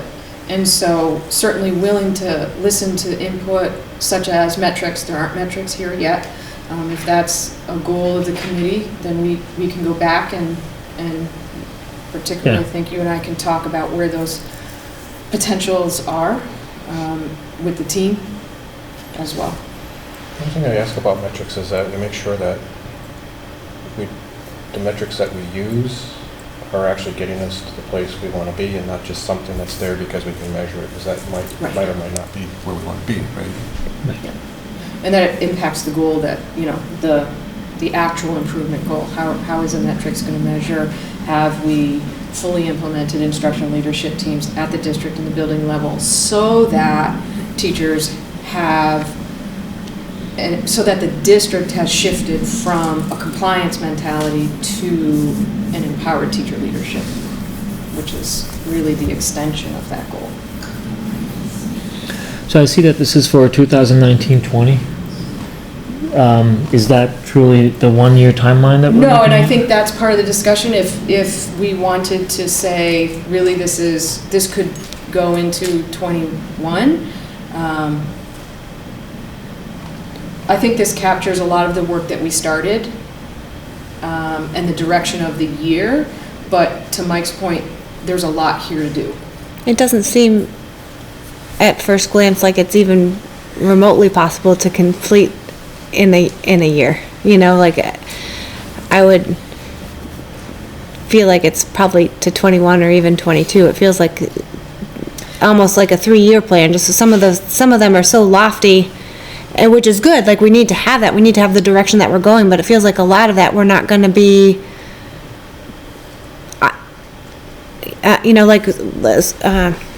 In particular, like the part with the communications, like we've been working on that with the subcommittee, and there's such a huge part there. Like there might be, we're going to get the app up and running and stuff, but a lot of that other part is kind of a work in progress. I don't know that we're going to be able to complete that within a year. I mean, especially since it's middle of November. I'm open to a 2-year, but I don't want to get bogged down into that right this minute. I think some of that can be discussed after I give my update on MASC and kind of where I kind of see us kind of heading. Might help us determine what the best timeline for that is. Because again, with what we're doing, just a little sneak peek thing, I want our weekly thing here to be more like a year-long one, so we know where we are each and every meeting, what we expect to do, and kind of falls into like over the next year. On this meeting we expect to be here, and this meeting we expect to do that, with room to kind of shift things in and out if things pop up that we need to address. But I want us to be a lot more organized and thoughtful about what we do at our meetings, I think is what I'm saying. And it kind of falls into that same thing, like a 2-year plan, a 1-year agenda to help drive that 2-year plan. Does that make sense? It does make sense. My suggestion would be just to consider whether or not this is all doable. And even in that, if it's not, I have no problem if certain things are reduced, so you can focus. It's not the number of actions that are completed, it's whether or not they're completed as intended. Did we spend, the time that they deserved? But regardless of how we go, in the absence of metrics especially, it would be great to know when we expect these pieces to be done. There are a lot of items. I suppose we're not saying that at the end of the year we're going to look at it and decide whether or not they were done or not. It would be great to know, Gram app. Yep. Next week, next month, then you can Right. check it off and you're done. I suggest that we have a way to assess where we are. If it's rudimentary, it's rudimentary. If it's more advanced metric-based, that's fine too. Looks like we're gonna get there in the future, but at least let's just give ourselves some timeline. Okay.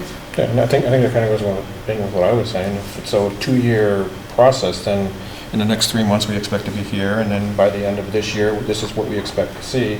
And this way here, at a glance, the committee and you can say, oh, we're falling behind here, we're ahead here, and kind of assess the overall Yep, picture. and I think the only thing that I would ask is that if it's a 2-year plan, that at the end of the first year, we're able to assess and revise, because where we end in the first year may dictate that we accomplished more than we thought and we can go further, or we didn't accomplish as much as we thought, so we kind of need to rewind a little bit and reestablish a different timeline. And so this is what I say to staff in evaluation, that we set goals, but not meeting a goal isn't what I'm evaluating, it's the process we're using throughout the goal. So how are we thinking about the goal we created? How are we working toward implementing that goal? How have we learned from the feedback that we're getting? And how have we shifted based on that feedback? So if those are the parameters, then we may necessarily not meet that goal, but the discussion of how we got to where we are, to me, is the most important part. Because we're a learning organization, and if we're doing that at a district level, then schools are doing that at a school level, teachers are doing that in a classroom level, that learning really is about this constant conversation about what it is we do, how we do it, can we do it differently, are we meeting the needs of all of our students, all of our staff, all of what we need in the community. So as long as there's an understanding of that in terms of the flexibility of a 2-year, then, I think there would be a few more things I'd like to add that I would like to see. I think that the district leadership team would like to see if this was 2 years. I think we'd be a little bit more specific. Yeah. In some And of I'm not suggesting that it should be 2 years. I'm just trying to make sure that you know that there's flexibility to make any one of these plans 3-year horizon. Because you guys are executing this, we're not. Right. So the execution should be based on a comfortable timeline. But at the same time, I see that we're trying to align with the strategic plan, which we have not reviewed yet. Right. And you, I think, mentioned that next year we're going to start the new cycle. Well, if the strategic plan is about to complete its cycle, then you would expect that some of these things that are related to the strategic plan should be expected to be completed. Doesn't mean that everything gets completed. Right. Yep. But I think we have some opportunity to have that conversation to make sure that our strategic plan is advancing the way it's expected. We know what the status is, and as it connects to this one, whether or not the right actions are here or too many actions are here for us to be able to achieve what we want to do with the strategic plan. Yep. Personally, like I said, I think there's a lot of stuff in here, from my experience. You have so many improvement plans, you have so many things that you do a little bit of everything, and nothing well, typically. So I would certainly personally like to see the focus on curriculum assessment. This is the first time you've got Beth to look at the curriculum. Disappointed to hear that when I met with her that the curriculum guides weren't there, and I said, you could have been kidding me. I mean, we had those 8 years ago, and I've been gone a while, but we had the really good beginnings of that, and I said, what happened to them? Yep. She didn't know, of course, she's new. Right. And using Stacy, I think the focus needs to be on the curriculum assessment, because that's the essence of what kids come to school for. Yep. That's our jobs. Yeah, You and I know, think so- if you look at the plan, I think that's where you would see a majority of our focus is on, because the idea of shaping the culture and climate through instructional leadership, changes in the perception of compliance versus instruction, that work started 3 years ago. So we are well down the road in terms of instructional leadership, of creating instructional leadership teams, having them understand their role, working with data, we're getting there with that. But I think what you see is a real effort in curriculum and instruction, because we are there where we were 3 years ago with instructional leadership. So I hope you see that is where we're focusing. I would hope. Because that's the huge foundation, right? It's the curriculum, it's the innovation, it's the technology, it's the data assessment system, student assessment system, it's building the data reporting system, like all of that is this year's work.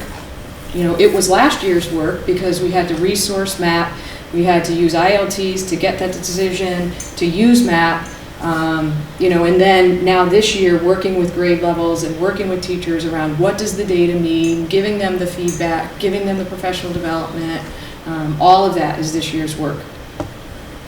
So I think I hear what you're saying, and I think some of this might be, we expect to have this done in the next 6 months, and then we're gonna move on to this. And this is really a 2-year thing, but hey, in 3 months we expect to be here, by the end of the year we expect to be there.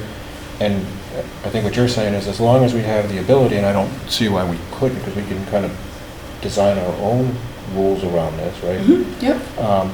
As long as we give you the ability to add and subtract, which I think is great because things change. I mean, we may have one thought at the beginning of the year, and then something comes up and we have to adjust our whole line of thinking to take into something, you know, take something into thinking that we didn't think we had to at the beginning. Right. So Right. that goes along, you know, like even in my business, they say, here's your goals, but usually halfway through, things change, and your year-end goals are never exactly the way they started at the beginning of the year. I think I still like the idea of trying to plan longer term than just 1 year. Because again, we never really get to this point until we're 2 months into the year, and then it's like, how can you get that all done? And then Right. at the same time, I don't want, like anybody here, I don't think we want to do something just because we said we'd have it done by the end of the year and not have it be the exact thing we wanted to get done, but it met the goal and it's done. Does that make sense? Mm-hmm. Anybody disagree with any of that? We never disagree with you. You do. All right. Anything else? Nope. All right. So what's the directive from the committee? What would you like to see in the plan? Dates and metrics? Dates, Dates? whenever to go with possible, the measurements, two-year- it doesn't have to be Okay. specific metrics, but some things may have some ways to measure. And then your impressions and decisions based on the work of the administrative team, whether or not you think this is achievable in that year. And if it means you come back with a couple more things added to it, then in my opinion, so be it. Okay. Yeah, like some things, if it, like in certain categories, if some things can definitely be done within the year, Mhm. and then others, Others are longer. yeah. Okay. Thank you. You're welcome. Okay. Again, I just feel like we need to start thinking longer term in a lot of different places. Okay. So the next thing on the agenda is my MASC update, but I think, I was going to ask, do you guys want to sit around and listen to my review of the conference, or I think do we want to open up? I think we should open up for the Let's just do Okay. that. Mike, you have one name that's not on there who would like to speak. I was just going to say, I have the list of names. If you want to speak and I don't have your name, just let me know and you can come up and write it down. And then we can just start. I'm not going to call off names, but whoever wants to speak, as long as your name is there. Me? Oh, yeah. I'm waiting to go ahead first. Down the line.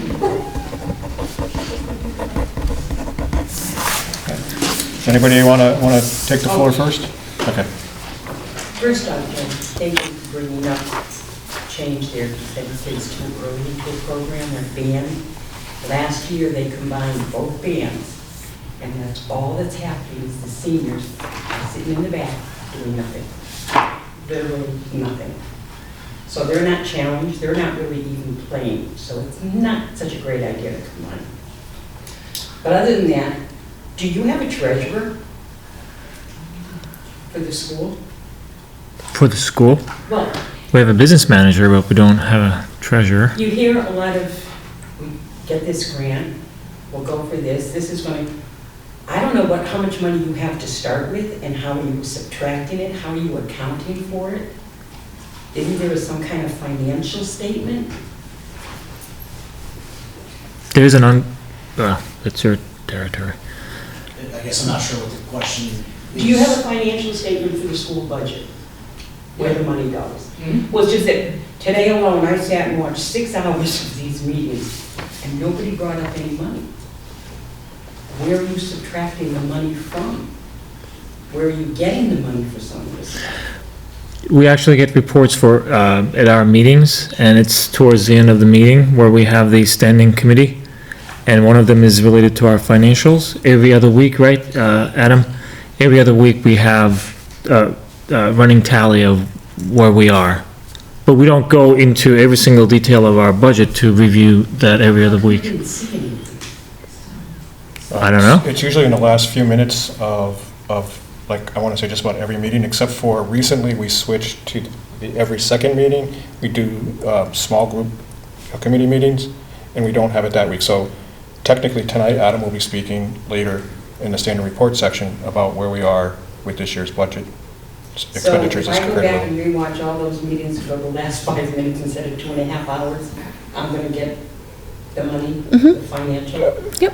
Just be careful that some of them over the last, 2 months, every other meeting hasn't been that way. But one will be. If you don't see it on that one, then go to the week before or the week after, and you should see it there. Okay. But can you get a copy of the financial statement? So there's no official financial statement that we do every month. I mean, I send out financial statements to department heads, principals, to the committee, but there's nothing. So there's no way of getting a financial actual report? But, just, you want to, Are you looking for the budget essentially? Yeah, so just to understand what you're looking for, or Well, what at the you would beginning like of the it year, for. for instance, you had 67% of the town budget for the school committee.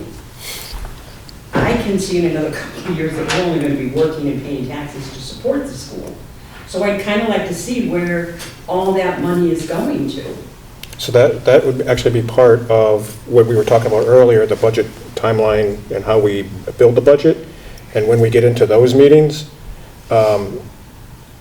that's probably the pieces that you want to really see. And I think we have the documents from what we did last year that should be out on the website someplace. I'm not that familiar with the website. I don't spend a lot of time on it, but our intent last year was to have all of this available out there. I'm just not sure what the link is. Okay, so, because I know you're going to be submitting your budget for this coming year, and my understanding is there's going to be an increase. And it's kind of like, Where are you Yeah, so hearing where's that that there's gonna be information an coming increase? from? Because I don't know that yet, so that'd be great. Increase. it came from one of the selectmen. He says he expects an increase. An And from increase- everything I'm hearing here, so am I, An increase to what, though, I to the guess? budget, to what So- you're asking for the budget. so here, without going into too much detail, this is the way our budget works. Our budget is a combination of what the state says our minimum budget should be, plus, in the past, whenever we needed, we went to the town. So if what the state requires the town to, or requires a budget, the school to have as a budget increases, that's the increase that we may have. Can you get that from the number of students that you have?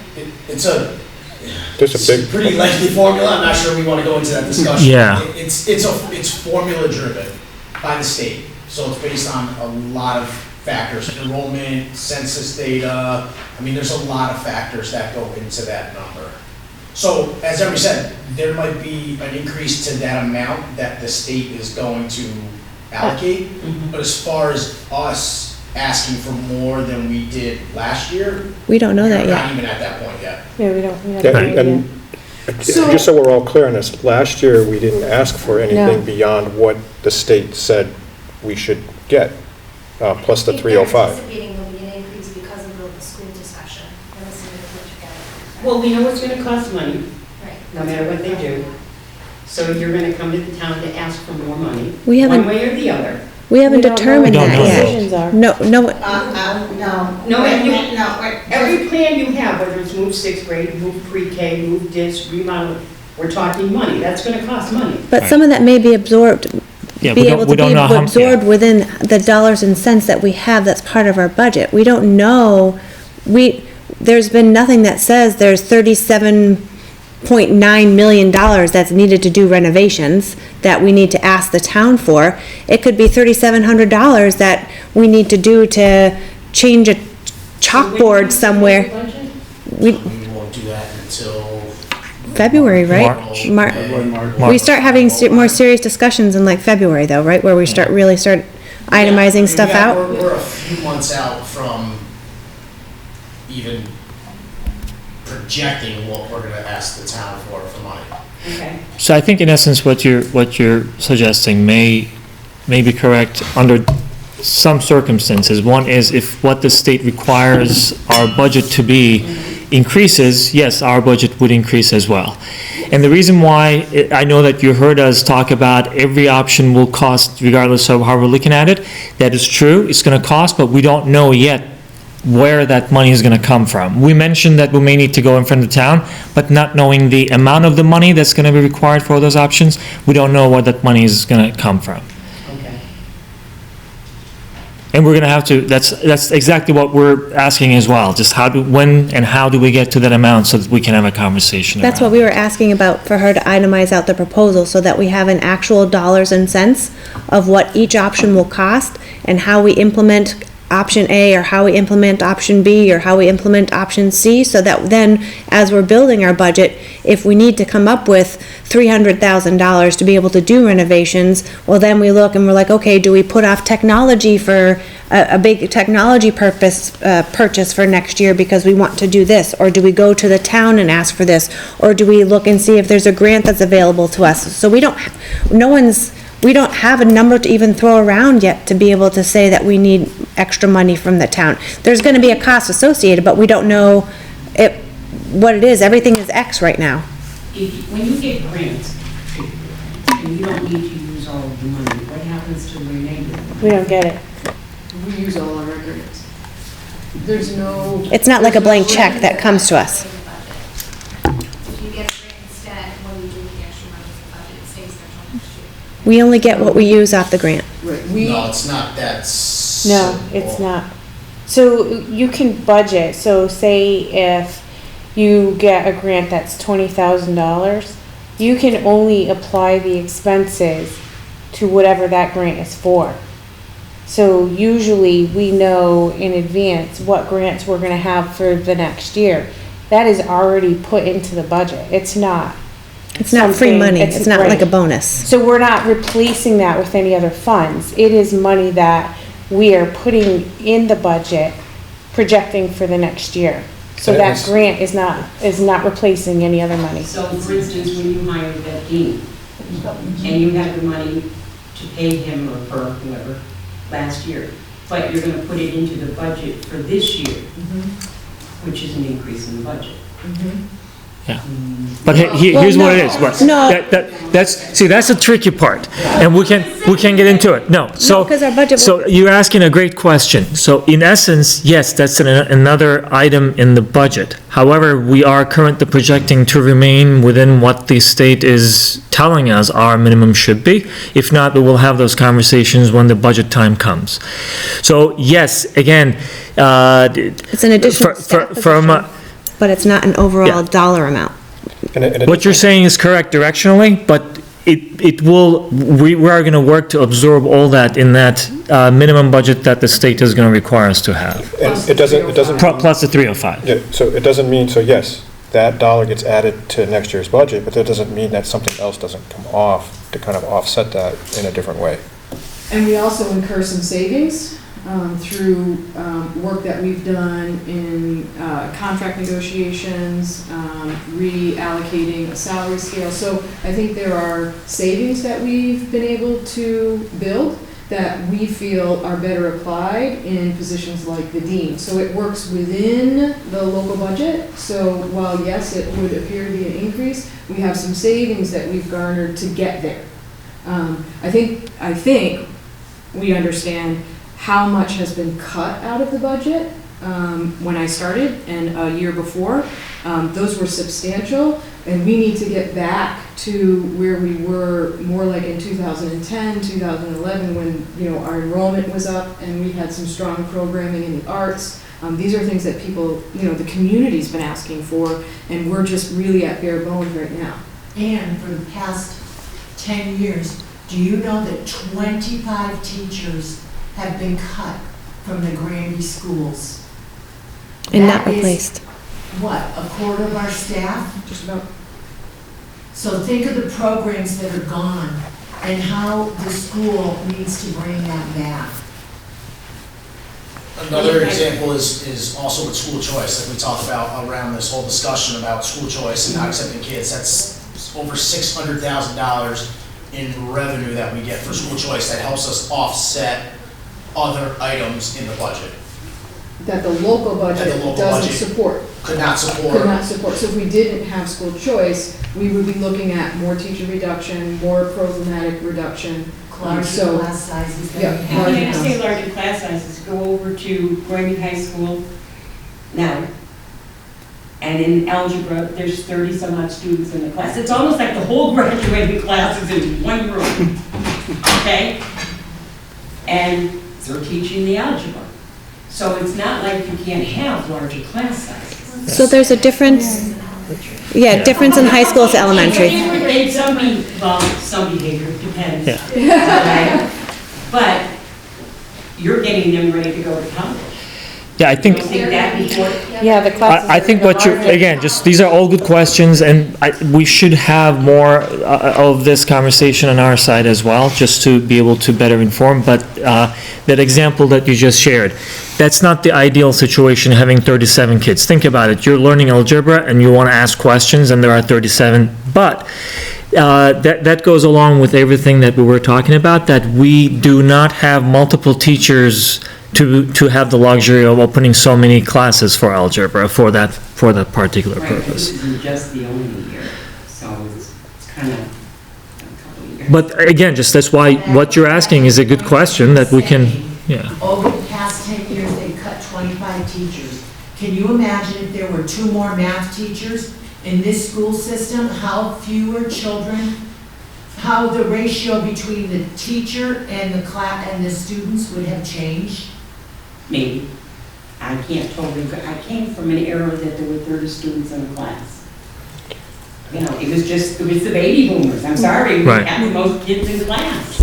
So, just to be, We're, I need to kind of keep yeah, the go ahead. okay. I'm just gonna say one thing, just back to the original question about financial statements and our finances. If you go back to our meetings in the spring, when we were presenting the FY19 budget, Okay. you'll get probably a lot more information than you wanna know. I'm gonna get up to the end of the day. Yeah, so I'm gonna say that's probably easier than trying to navigate our website to find the documents. I would just go right to the meetings in April or May probably would be Yeah, the best actually. timeline, and you'll get Just a full remember. presentation on our budget and where the money is going.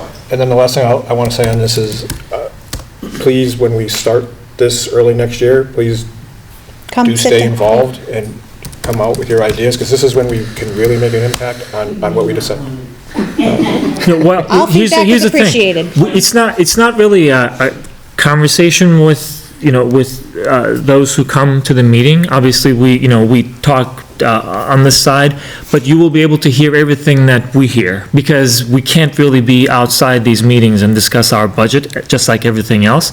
So please come back, so you will know exactly what we're talking about, what decisions are made, what, how we prioritize certain things. So, and your questions are very good questions. So when we have the visitors' comments section, you can ask those questions at that time, and that would help us as well.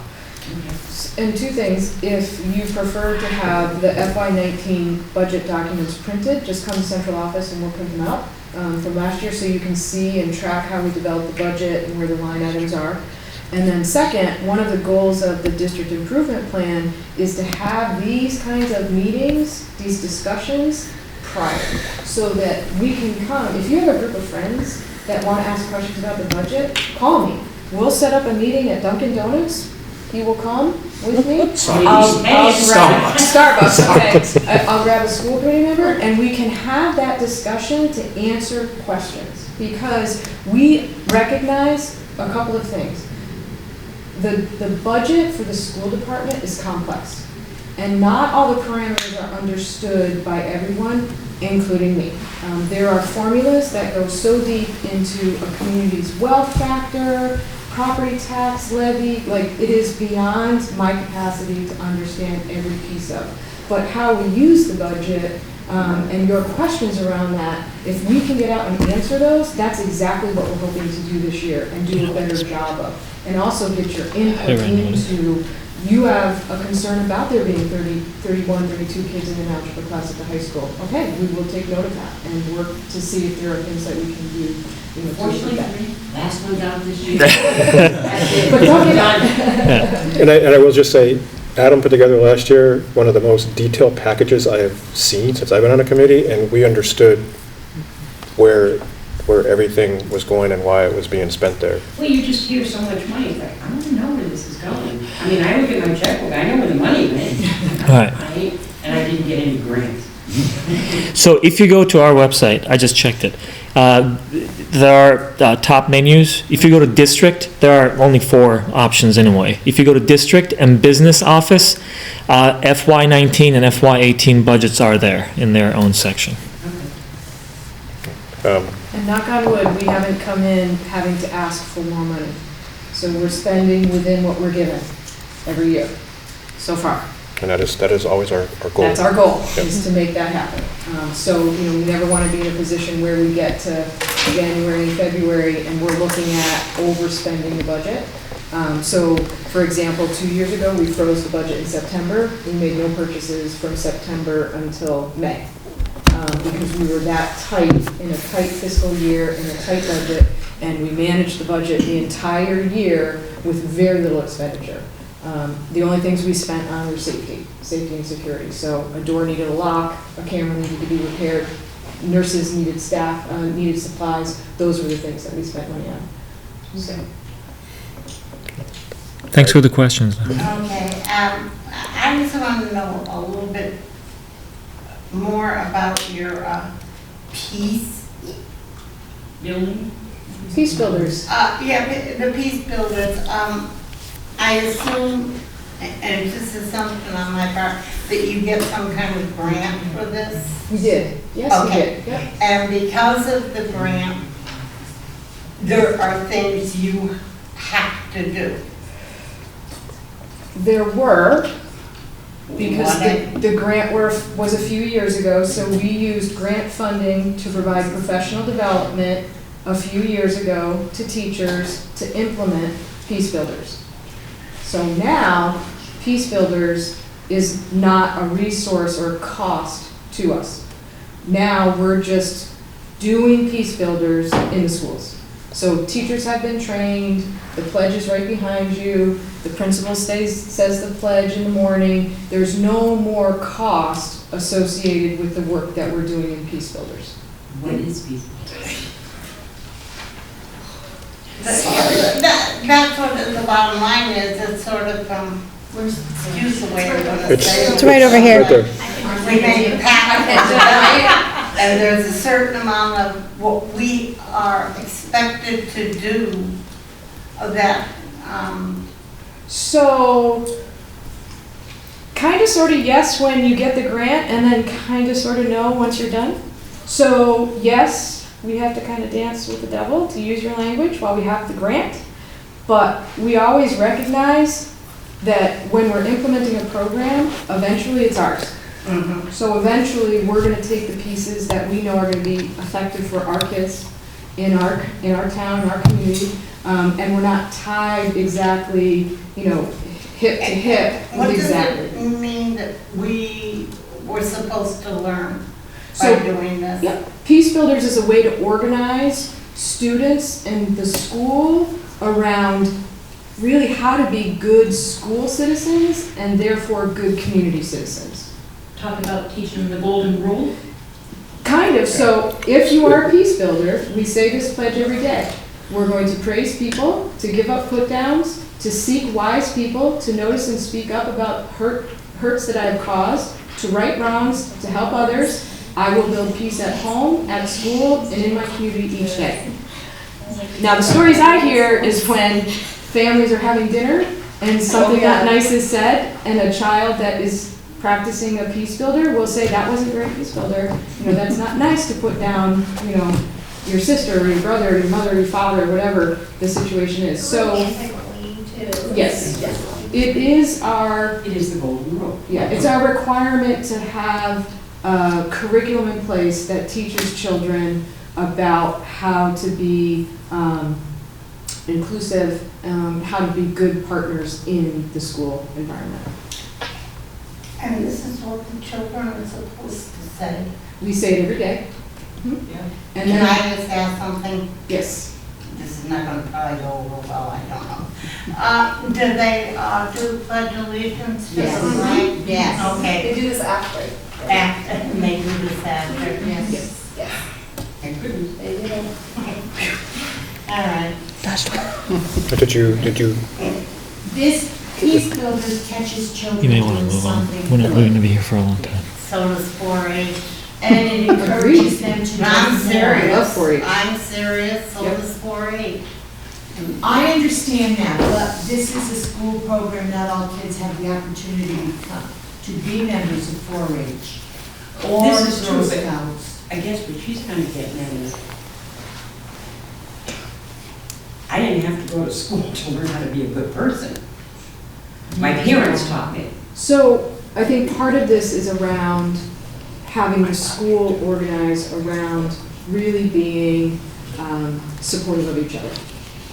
What does it mean to come to school, to be part of a school building, to be part of learning together, to not have learning be a competition, that when we're learning, we learn together, and as classrooms, we learn together. It's a lot about my behavior has an impact on other children. So if I'm disrespectful, if I'm not paying attention, you know, I might be able to learn, but Adam might not be able to. That's a very real. Right? But Very good really, it's about that. You know, do we hope that all children come prepared? Even in families where there is structure, sometimes that isn't what children learn about how to be in school. And we need to be more direct. Some kids naturally do it. It's like reading. Some kids come in, they open a book, they're reading, right? They're in kindergarten, they're reading at a 4th grade reading level. Other kids need a much more direct approach. They need to know their phonics, they need to know their phonemic awareness, they need to have fluency, they need to read really, you know, they need to be taught every one of those. Peace Builders really is the curriculum to help us teach every child. So there's no negativity. No, it reinforces the kids. And how come Timmy's failure? It's a book. That's a book. That's a book. I know, but you know, actually, think of some poor little kid in here whose name is Timmy. I'd be my brother. He's a failure. all right, again, I'd like to, again, great question. I hope you got the answers that you got. And I'd like to move on. Anybody, like, we don't have to go in order if you don't want to, but. I have a few different things that I kind of noticed from last time and wrote down notes as we were, because the comments were in the beginning. Well, I moved them because I was spoken to about would be better to. I actually wrote a couple more down today. So one of the things we talked about was about the school choice piece. So I'm just on a different mindset of, I know school choice brings a lot of money to the school, but also if our class sizes are a problem because of school choice, that's something we need to make sure that we keep in mind. You know, if it ends up being that there's 2 kindergarten one year and then 2 first grade the next year, and that kind of hump rolls up, then that might give us that 1 extra classroom too. It's just something that kind of popped into my mind and keeping that in. I know you also talked about in one of the meetings that we are possibly moving towards a push-in structure rather than the current pull-out structure. And I know there's the 2 classrooms between 3rd and 4th grade. In my mind, I think of like class size, whether that wall was actually pushed out to where the beams are right now. You know, I don't know how much that would cost, but probably not too much, and those could then be 2 full classrooms by just bringing that wall out to where the beams are instead of this giant hallway. So that was just, you know, and that'd be 2 classrooms there. I don't know what the current preschool classroom size is, but the kids, yeah.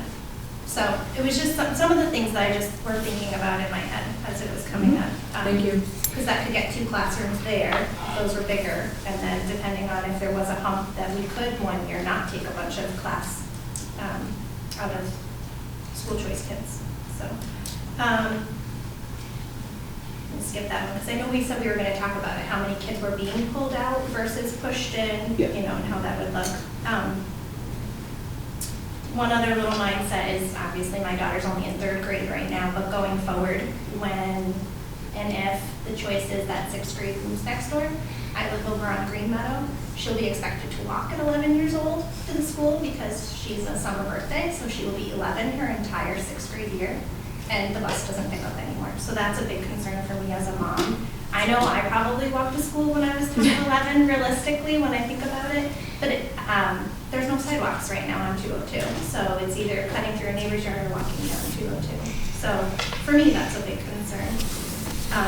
I also wanted to say that when we were talking about budget options, not budget, options for the school, I like the idea of hearing like this is option A and this is option B versus like a final yes or no, because I think this is for our kids. It really needs, we need to have some decision made, and it shouldn't be just one or none, if at all possible. And then off of your slides that you were talking about, my teacher mind was on too. Google as an option for the housing of the curriculum. I don't know if you've explored how it would work, but last couple of years, our school switched over to all Google emails. It saved the school a bunch of money because Google is free for class, and that for the emails, it's all free. And then we're using a lot of the Google Classrooms in our school. So like they can assign assignments for the kids, they can access it, they're doing, you know, Google Classroom, and, you know, going that route would kind of be like a nice option potentially. So just throwing it out there. I think we are using Google Classroom. We currently are using it. We're also switching over the emails, so the staff. So like I can create a document, I can hit share, then the other teacher gets it, like, so we have all professional development on it, and it's free versus paying for the emails. We've been in Google for about 5 years now. Okay. Because I know the teacher emails weren't. So I was like, they have their separate emails now. Well, I think it comes up as the Granby Schools mass.net, but it's actually Google behind it because it comes in. Okay. Yeah, it's our domain name, but it's Google. It's our domain name, but runs through Google. Yeah, it is. But- It's really nice. Go ahead. Whatever. Yeah, so we're doing a couple of things. We run professional development that's teacher-driven. So they're called PD workshops and work groups, and teachers apply. It's reviewed by the leadership team. They look at data, they make a proposal, it's approved, and then they actually are driving professional development. It's 15 hours, and most of it, the recent requests have been for Google Classroom. So they're taking time to design their Google Classrooms, to design folders that kids are, you know, sharing online journals with, and all. It's And there's really neat neat things stuff. where they can connect to some of the programs that the schools are doing, so rather than the teacher entering in Yeah. their information 17 times in every different program, you entered in one, it connects to all of them, it's like Yep, that's what magic. Stacy's working on with Yeah. David. Yep, Just figured I'd mention it. thank you. Thank you. All right, moving on the line. Mine's quick though, I promise. Just to reiterate, I think that the same thing, having the multiple options with the dollar amount would just be nicer to see that way, you know, every option was explored, especially going back to, I think that it was asked to have a floor plan with the amount of kids in each classroom, because I know like I saw preschool, for example, had 38 or 39, but that's really in 2 classrooms that are half day. So I had heard from a faculty member that there's only 5 children in one of those classrooms in the afternoon. No, it's. You did have a plan up there with But the with- students. With the students, but I think pre-K, it just had like the number, a lot So of if it was- them had. Yeah, it was 38 and 38, it was, I think the average is 12 and 12 in each of the half-day programs. It's not 5. We don't have a preschool classroom running with 5 Okay, students. so in the We could have afternoon- 5 integrated, and then which are the peers. So if the conversation was which are the Okay. students that are integrated versus which are peers, I Right. could see that might be a number. Well, right, so just not to have any sort of hearsay, but so that there was a clearer, because to me, someone had said too, like, oh, well, could we just have done, say there, 12 is a total different number, because I've never want 24 preschoolers in one classroom, that would be a nightmare, but that's just, I didn't see that in the slide, so, forgive me for that one. But also just to add, the school committee meetings in general, I'm finding are very difficult to find when they are. They're not on the town website, they're not on the, I had a really difficult time locating them.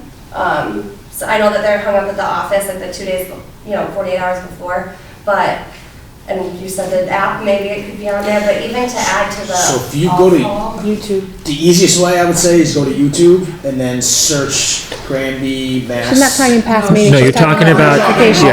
yeah. Advertising for future Like, I'd love meetings, to sorry. say, hey, like, let's, everyone come to the meeting, but I'm struggling to even find it. I'm, going all over. Yeah, like I went on, not to take over your time, but I went online, found out that there was supposed to be a proposal tonight, posted it all over Facebook, just to find out 2 hours later, oh, there's no proposal, now it's a timeline, so now I gotta go back online again, change that all for everybody, because people are now like messaging me, wondering what time the meetings start, where the meetings are, when the meetings are, like I'm literally getting messages from people I don't know. So I was, Asking me about this stuff. so I was actually, so I put the post out. Yeah, I posted on there, and then you were like, now the things change. Right, and so a couple things happened this past week. What my intention was, and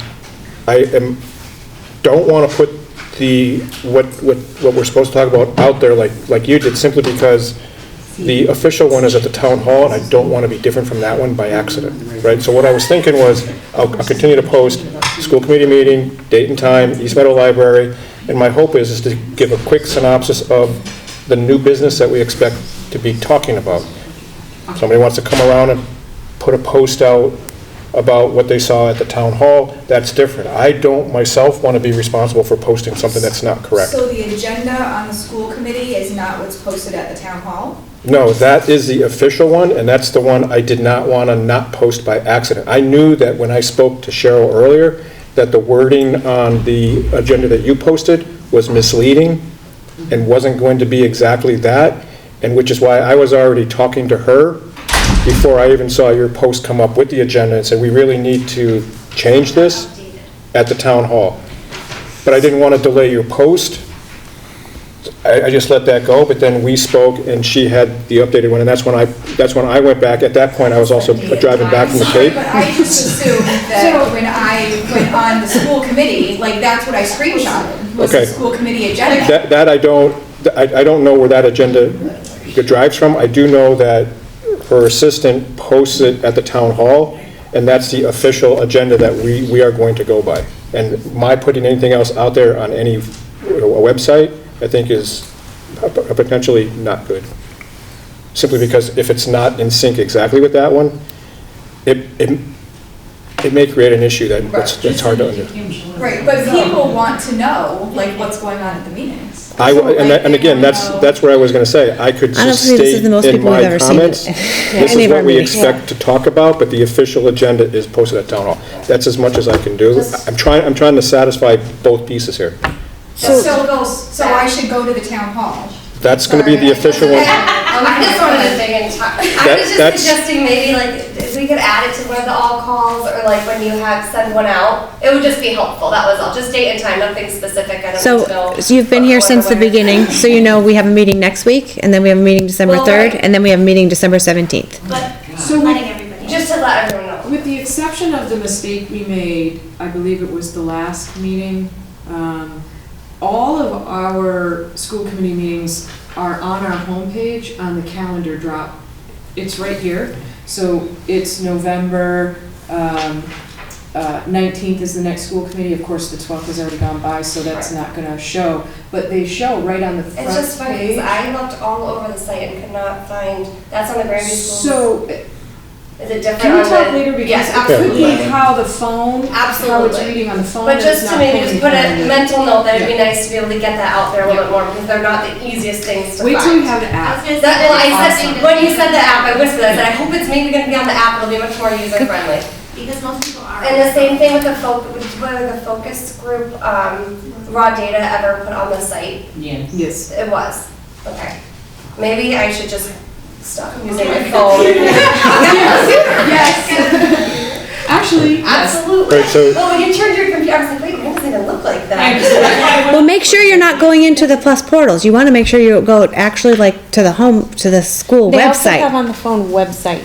You gotta Yes. click. So you can click on You that. can, yeah. So if you're not seeing on your phone the East Meadow Facilities Capacity Enrollment information, it would appear to me that the phone isn't grabbing the right column of the homepage. Which is completely possible. Which would make sense in a weird Yes, way. absolutely. Yeah. But same thing with the meeting, but it's just to, in general, just to broaden our, how to get the word out. That was all.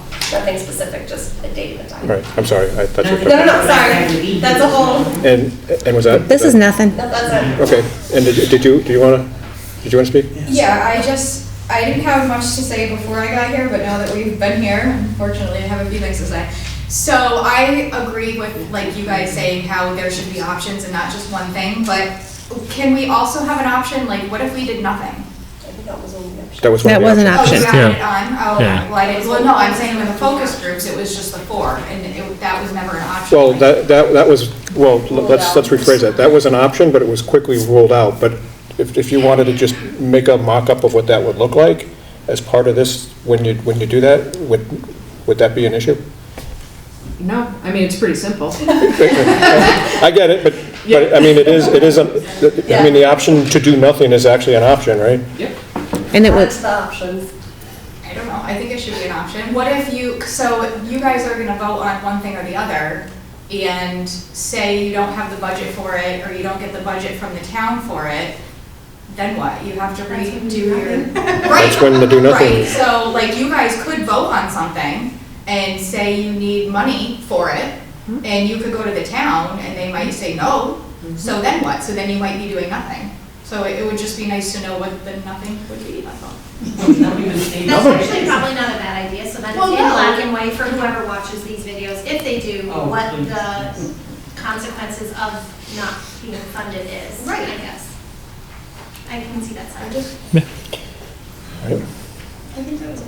Okay. Oh, no, the other thing, sorry. When did it change to 3 rooms? When we did all the focus groups and all these discussions and we had all these meetings? last like- meeting. So now it's changed to now we need 3 rooms. Once So you in reframe 3 the- months, are we gonna need 4 rooms? Well, I think, so I think the way this worked out is we always knew we had an issue with 2 classrooms, 5th and 6th grade. And I think over the last few meetings, we started to understand that one of our smaller rooms is actually too small and needs to be bigger. And if we're gonna go in here, we may as well just look at all of this holistically, right? Once you I mean, I think reframed the problem at our last meeting and went Yeah. through and spent a lot of time going through, the ultimate problem is not just an immediate 1-year issue. It's over time. We are 3 classrooms short with the current enrollment and how we're using. Over time, are we gonna be short like 4 rooms? Are we then gonna be? So No, this then is- it should stay, Well- so what happens is, so we're looking at what we have in the lower grades moving up. So right now, there's 2 grades that are utilizing 2 classrooms. But because of the number of students moving in, we need those 2 classrooms plus another classroom that is, because you have more students. So it means there's more room needed in one area, that's where that 3rd classroom came from. Then after that, there is no change. But I think to be fair to your question, we don't know what we don't know. They didn't know when they were putting this building together that we would be in this situation in just 3 years, right? But you built a school smaller than what the 2 schools were. Because based on the enrollment, so if you go to the Mass State website and look on, 2015, you had, I think it was 4th grade, had 79 students in it. And that's the year that you put the proposal in. So you saw potential for a higher. but if you're looking at past and you're looking at the decline enrollment over 10 years, it averaged out 15 students a year. But it's increased too. Well, But that's just recently. I went to 2015 out of your proposal that you put into the state. These were the numbers that you gave. And you had 79 students. Now, I did the same thing. I marked it out year by year by year, and I said, now let's trash these students. By the time we got to here, those 79 students were gone. They're now over at the high school, okay? But I did the same thing and tracked it. The only thing I couldn't do was come up with what the recent enrollment is. I just took from 2015 to 9. My biggest problem I saw was in the year 24, 25. So you've gotten more students in from when I didn't have any numbers that I could keep working. But you had 2 schools that had 23 classrooms combined. And there may have even been more, I just went by what the number was there. And then you built a school with technically 21 classrooms. So again, I mean, I don't know, but what I can say is, kind of like right now, we're just trying to figure out. We're stuck with it, so Yeah. you gotta come up with a solution. It's just, I think I would have built something that was at least the same, because you had potential. Because history also let you know that at times you got shifted to another school because there wasn't enough room, so they sent you back to West Street. At one time, sixth grade was moved over to West Street and then brought back because they had more students than they could handle at the time. So there was a history of that somewhat happening. So, I mean, like you were saying in fourth grade, when you had the pull-out wall and stuff to divide the classroom. So, I mean, there is a certain amount of history that says, well, yeah, you have the potential. And even just with the houses being built in Granby, these people didn't all move in with no children. Unfortunately, when MSBA is funding the project, there are specific parameters that we have to go by, and part of that is projections that they provide. And unfortunately, when they're footing a lot of the bill, they pretty much tell us the size of the school that we have to build based on their projections. Okay. And they're the ones who say to you, Right, so the enrollment projections were in line with enrollment decline that is happening all over Western Massachusetts. So when they projected enrollment, they took a look at our declining enrollment, which we have. I saw some, Right. yeah. And then they were also looking at a report from, I don't want to misstate it, but I believe it's the Pioneer Valley Planning Commission. Planning Commission. Thank you. They projected a significant decline in enrollment, and so that's what MSBA and the building committee worked with in designing the classroom and square foot of the building. So were the projections wrong? Yes, because we bucked the trend. As I stated as we started, this is a great problem to have. Great problem to have that we're the only district in the surrounding areas that has increasing enrollment, and that the hope is that our school choice out also begins to decline because we have this beautiful building, and so we're seeing resident enrollment increasing, as you're stating, people building homes and moving into homes again, and our school choice out declining at the elementary level. So we have this change in projection. One that, could you have projected based on a new school being built? Probably, but to the degree that it happened, probably not. But there was also the piece of not wanting to ask the town for more money Correct. too. The town shot down a number of school proposals, so if we had taken the first option, that was to have the schools on the one campus, goodness, Mr. Petras, what year was that? 2004? It was 2011 or 12. Well, I know we've been talking about it for a long time, so, I mean, we resoundingly as a town voted it down. And so, unfortunately, we can't go back and correct the past. So it doesn't do us a ton of good to dissect the numbers as they were and what we're at. The problem that we're faced with right now is how we move forward so that people want to stick around and we can all look ourselves in the mirror and one another in the eye and feel good with where we're at. And I just want to close, Bob, I want to close with the fact that just 2 years ago, we were all in a different situation, the complete opposite situation, where we were trying to figure out why we're losing students, why our enrollment numbers are dropping, as well as the school budget dropping faster than we can keep up with it. And now we've got the opposite problem, and just don't want this to be a bad taste in everybody's mouth, because this is actually a much better flavor than what we were eating 2-3 years ago. Absolutely. Things aren't being threatened to be cut constantly. Can we have childcare at the meetings for when you're gonna do the proposal? Like, I know a lot of families that That's up to have, her.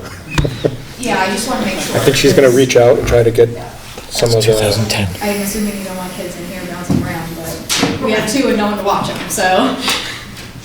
They'll be joining the meeting if they have. All right, I'm going to move us forward then into the exciting part of the night for me. Thank you. Thanks, Marcus. You're not gonna stick around for my report? No? He has to drive. Oh. Thank you all very much. Thank you. Where you going, Marcus? I'm heading out.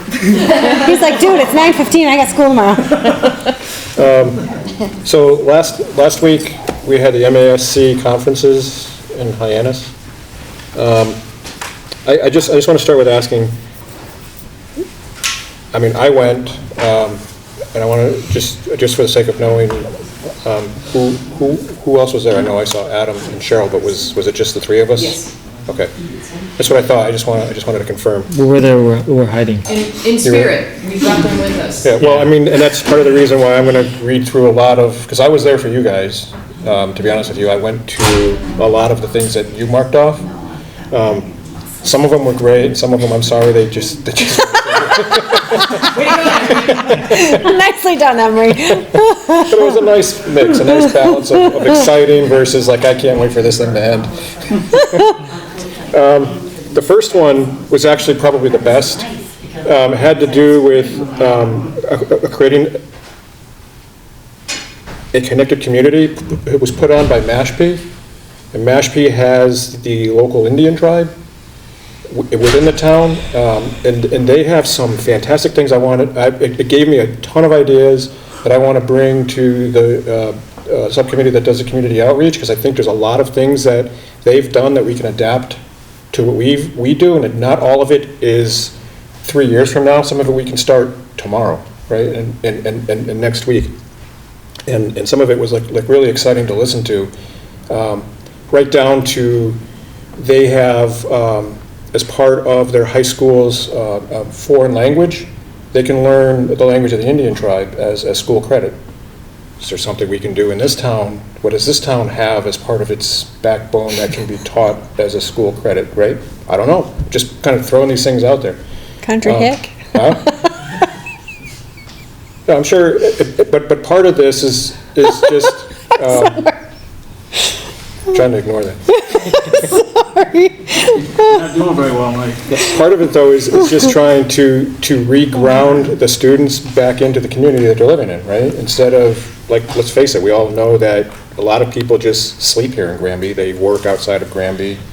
They shop outside of Granby. They just sleep here, right? It's a bedroom community, it always has been, though. So What you're saying is, can Well, we not find a always. subject that is specific to Granby that may potentially become? Let's rebuild the water wheel. There's a lot of horse farms. Maybe Who's we can kidding? get some of these people in to teach an equestrian course or something, or farming or something.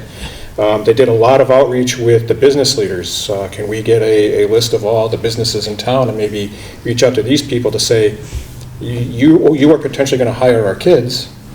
What skills are they lacking that we can kind of teach them now so that when they're ready for a job, you're ready to hire them, things like that.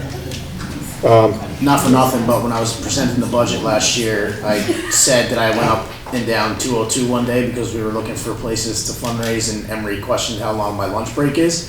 So just letting you know, I've gone to those businesses, or at least I know those businesses, but I was questioning on how long my lunch break was, so. No, but I do know what you're talking Just about. want to throw that out there, Mike. But I do know a few of the I threw people, it out there and was questioned about. like most people in this town, because there's only so many businesses, I do know some of the people that run these businesses, and I think some of them would be open to coming into the schools and creating a partnership with us in some way that benefits them as well as us, right? So there was a lot of that. I could go on for quite a while, but I want to take most of that back to the budget subcommittee. Thank you. As you can see, though, that was one of the ones I liked. You don't say. Now, one of the ones I didn't like was next. We'll skip it. But again, it was... It's 9:15. Take it out of your mind, Mike. No, it was the next one was about classroom design, and it really wasn't for me, but yet at the same time, there was some things in there that are kind of pertinent to what we're trying to do here. It's like, let's empty the room and say, anything that goes back into the room, what's it there for, what we're going to use it for, and who's going to use it, and how they're going to use it. And then therefore, the only thing that goes back into the room is exactly what's going to be used. And do we look at that not on a classroom level, but on a district level? I don't know. That's Just- kind of what I was saying before, is like, emptied out blank slate, you've got these 4 walls, or 6 walls, or whatever it ends up being, and reconfigure the space using,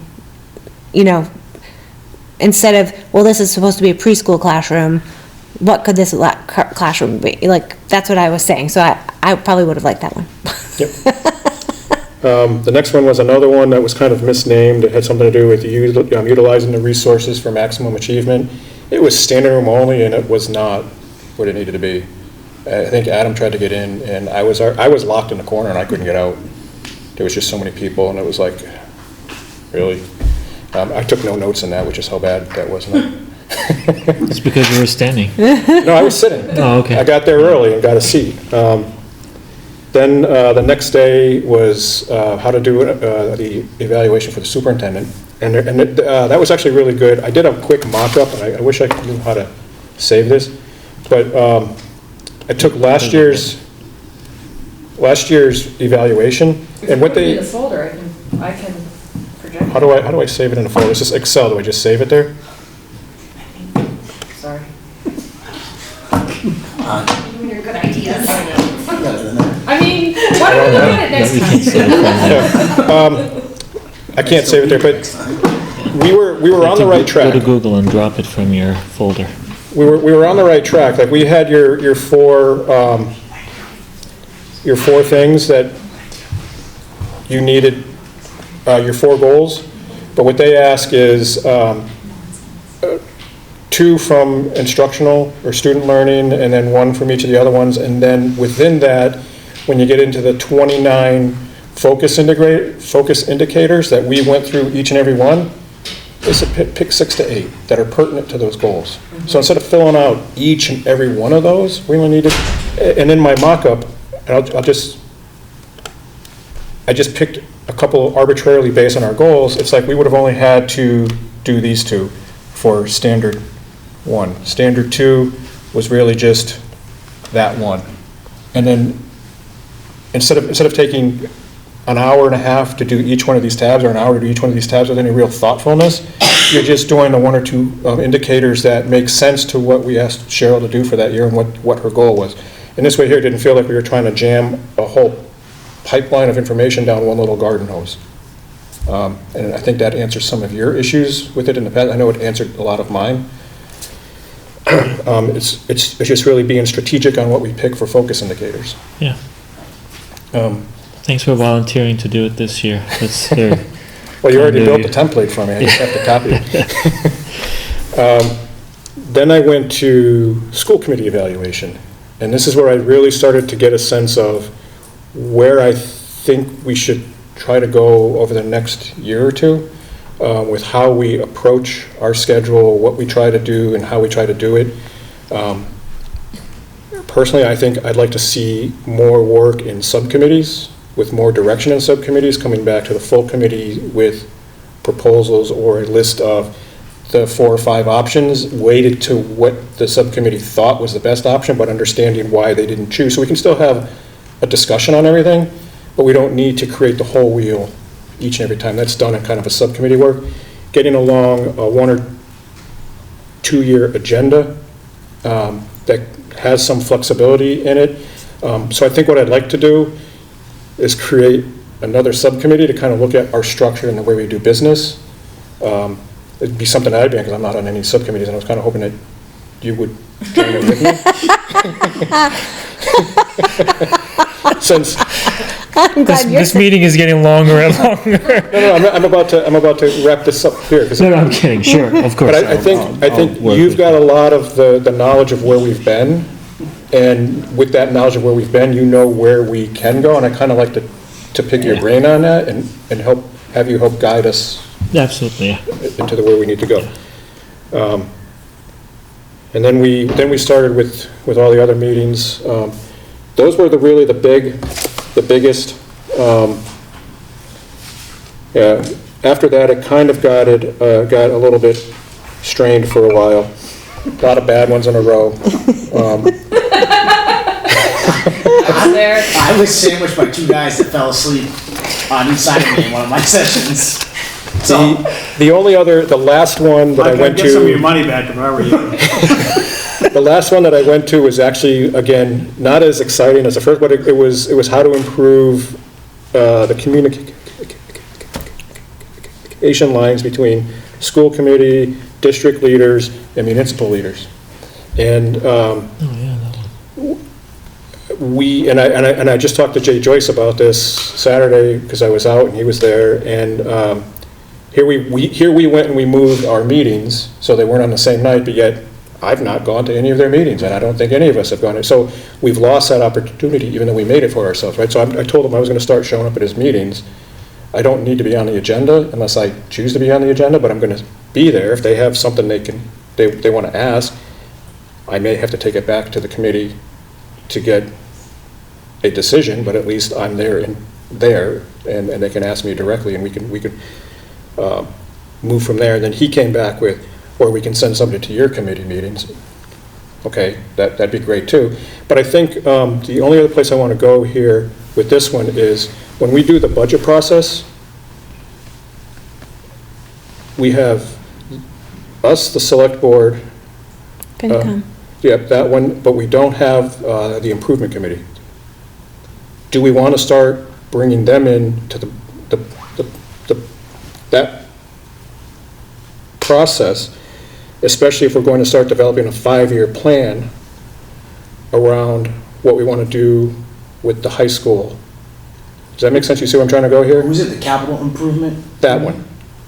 Do we want to bring them into the discussions too at some point, just so they're aware of what we're trying to do, and we can get their buy-in and maybe get them to help us navigate what needs to be navigated? Because I think in the past we've missed out on some things there, right? According to what we've been told, where when we submit something that popped up that we needed to have done, did we go the right way? Did we go to the right committee for the money? But I thought maybe if we brought them in earlier, and it's a piece that some other towns are doing too. I don't know. I just thought I'd put that out there. I think we should talk about that. My personal opinion, I would say no, only because we kind of submit our capital plans to Chris, and then they have their own meetings, I guess, that we could attend, but I don't know if, I mean, yeah, we could certainly have them here, but they would have no... Yeah, I mean, part of it is, our budget process really is about the local, but tandem to that, and the document that I created that linked the town and the school budget development together and tried to create this timeline of when capital was meeting and when our local budgets were being developed, so that we could have one document that stated all this, to your point, so that we were a little bit more cohesive and understanding of what was being asked in totality. I don't know if bringing them to our budget is the way to go, or whether we look at capital with the select board and FinCom together. I don't, capital is usually something completely different than what we're doing in the local side. Is it tied to our strategic plan and some of our long-term facilities and operations plans? Absolutely, yes. Bringing them into all of the budget, I don't know the answer to that. It's not it's not where they're focused. So I don't know either, but I just thought I'd throw that out there, and maybe if we're going down that road, but in a different way, that's fine too, as long as we're, in my point, as long as we're thinking of the things we may need to do to address a need at the high school or this school over the next few years, when we might want to pay for that, how it might get paid for. As long as we have that part addressed, I think I'm fine with it either way. I don't know how you guys feel, but I'm just these are the things that were brought up in these discussions.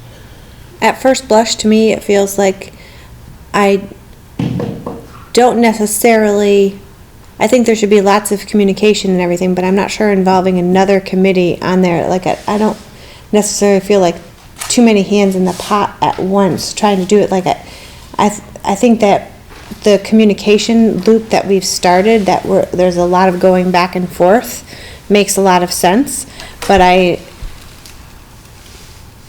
I'm leery of having a lot more people with input. Like, I feel like you get into kind of a round robin-ish type discussion where, well, we really need this. Well, we don't have that, where we don't, I don't know. It just seems, and part of that's probably based on some of the conversations that I've seen and witnessed and felt and heard from town meeting and stuff, like I wouldn't want to have that be our budget process where it's not yours, it's ours kind of a conversation, you know, and I don't mean that to be negative, that's just my perception of how some of those meetings have been in the past. Like I think having the communication out and getting it out there is good, but I'm not sure that it makes, I don't know, I'm just not sure. Anyways, like I say, these are just ideas to generate better better discussions across the town. I agree that we need to do that, and it's something that we've been talking about. I'm just not sure how involved and everything should be, you know?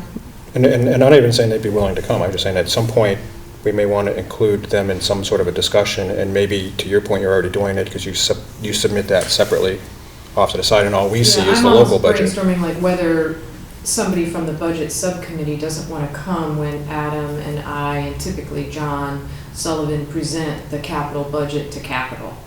And then there's school committee representation at that presentation. You know, we get asked to come and discuss why we're asking for what we're asking for. And maybe that's a way to bring school committee into that discussion and then back to you. So when they're doing their capital, are they looking further than 1 year? So we have a capital plan that was developed by Judy Houle, Dr. Houle, approved by school committee. I believe it's in its last year, maybe this year. Goes to 2022. 22. So we've just been pushing that forward with some slight adjustments as other needs have come up. But the big ticket items like the Granby Junior Senior High School roof, windows, boilers, those continue to be part of what we ask for at capital year after year. Well, not the roof. The roof became critical, and so that was done. Although it wasn't through capital, it was through special town allocation, but it was always on the capital request from the schools as a recurring request, knowing that at some point it would either become critical or the town would figure out a way to allocate a portion of it. We've been ticking away at things like doors, safety and security of doors, a combination of capital plus grants from the police department that the police department have gotten. We've been ticking away at things at Granby Junior Senior High School like the bathroom remodels. So those have been run through capital and approved, and over time we're just sort of picking away at. The boilers are going to be an issue. We do have some information that those may be a higher priority than we thought. Although both are running, they went in and repaired one and found some things that are of concern. So that will be bringing forward to capital. And the windows have always been, the lack of insulation and has always been on the mind. So very quickly, the way we're talking about our connection to town committees is at least partially, if not largely, about relationship building. Mm-hmm. So from that perspective, I would say what you're suggesting is appropriate, and it's applicable not only to capital improvement. We should have some conversations with the planning board sometime, with the Board of Health.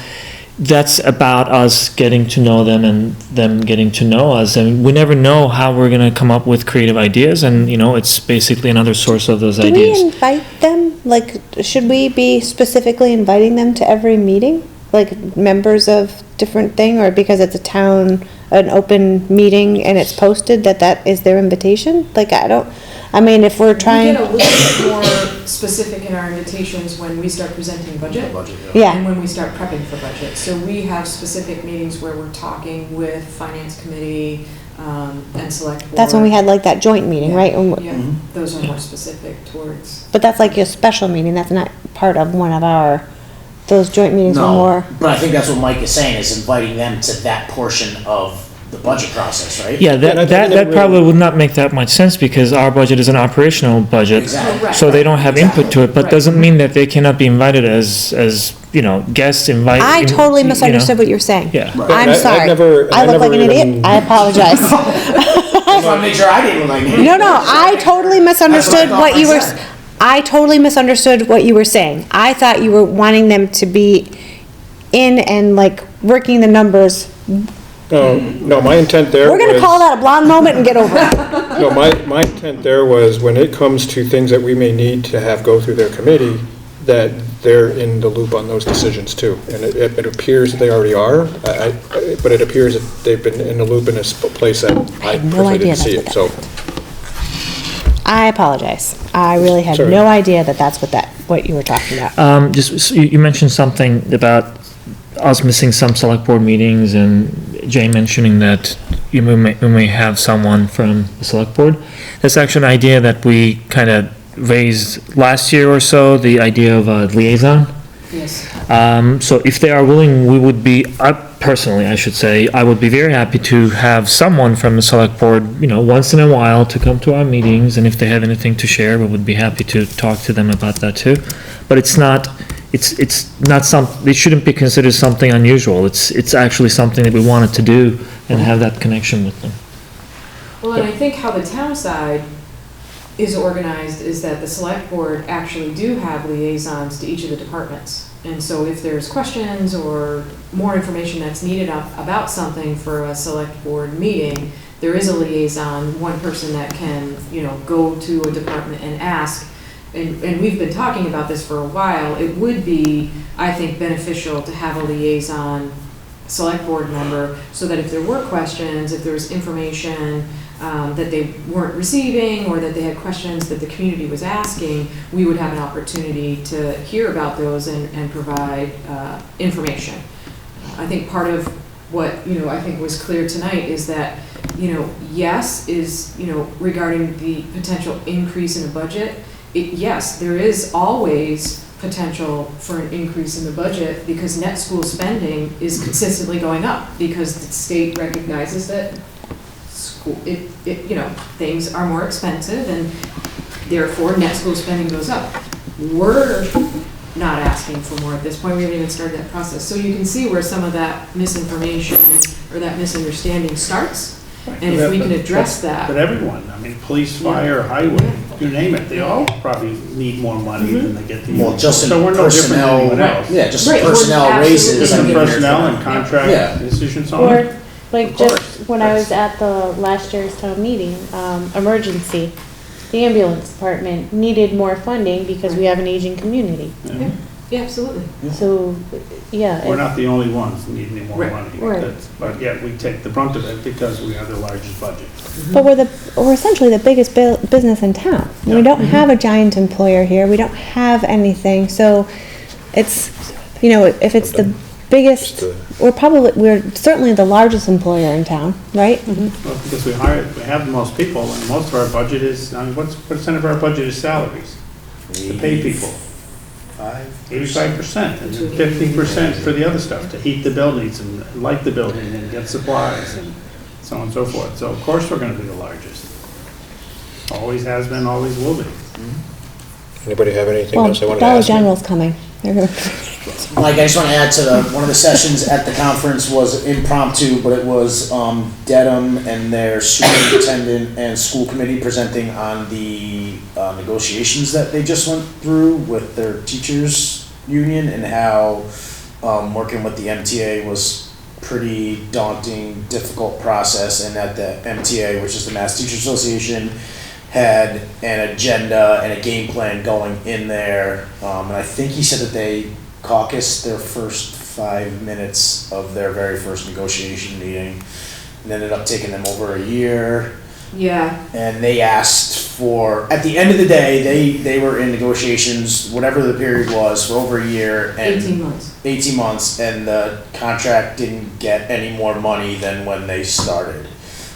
But it was more of a precautionary tale that the MTA has this agenda they know what they want, and they're not gonna stop until they get what they want. So it was a pretty interesting. But how could they have gotten what they wanted if 18 months they didn't get more money? So, just to add some Trying to keep context, it so quick, but there's go ahead. 18 Sorry. months of all of this, and if anybody's been in negotiations, you know there's always an offer and then a counter offer and then, you know, some discussion, some caucus back and forth.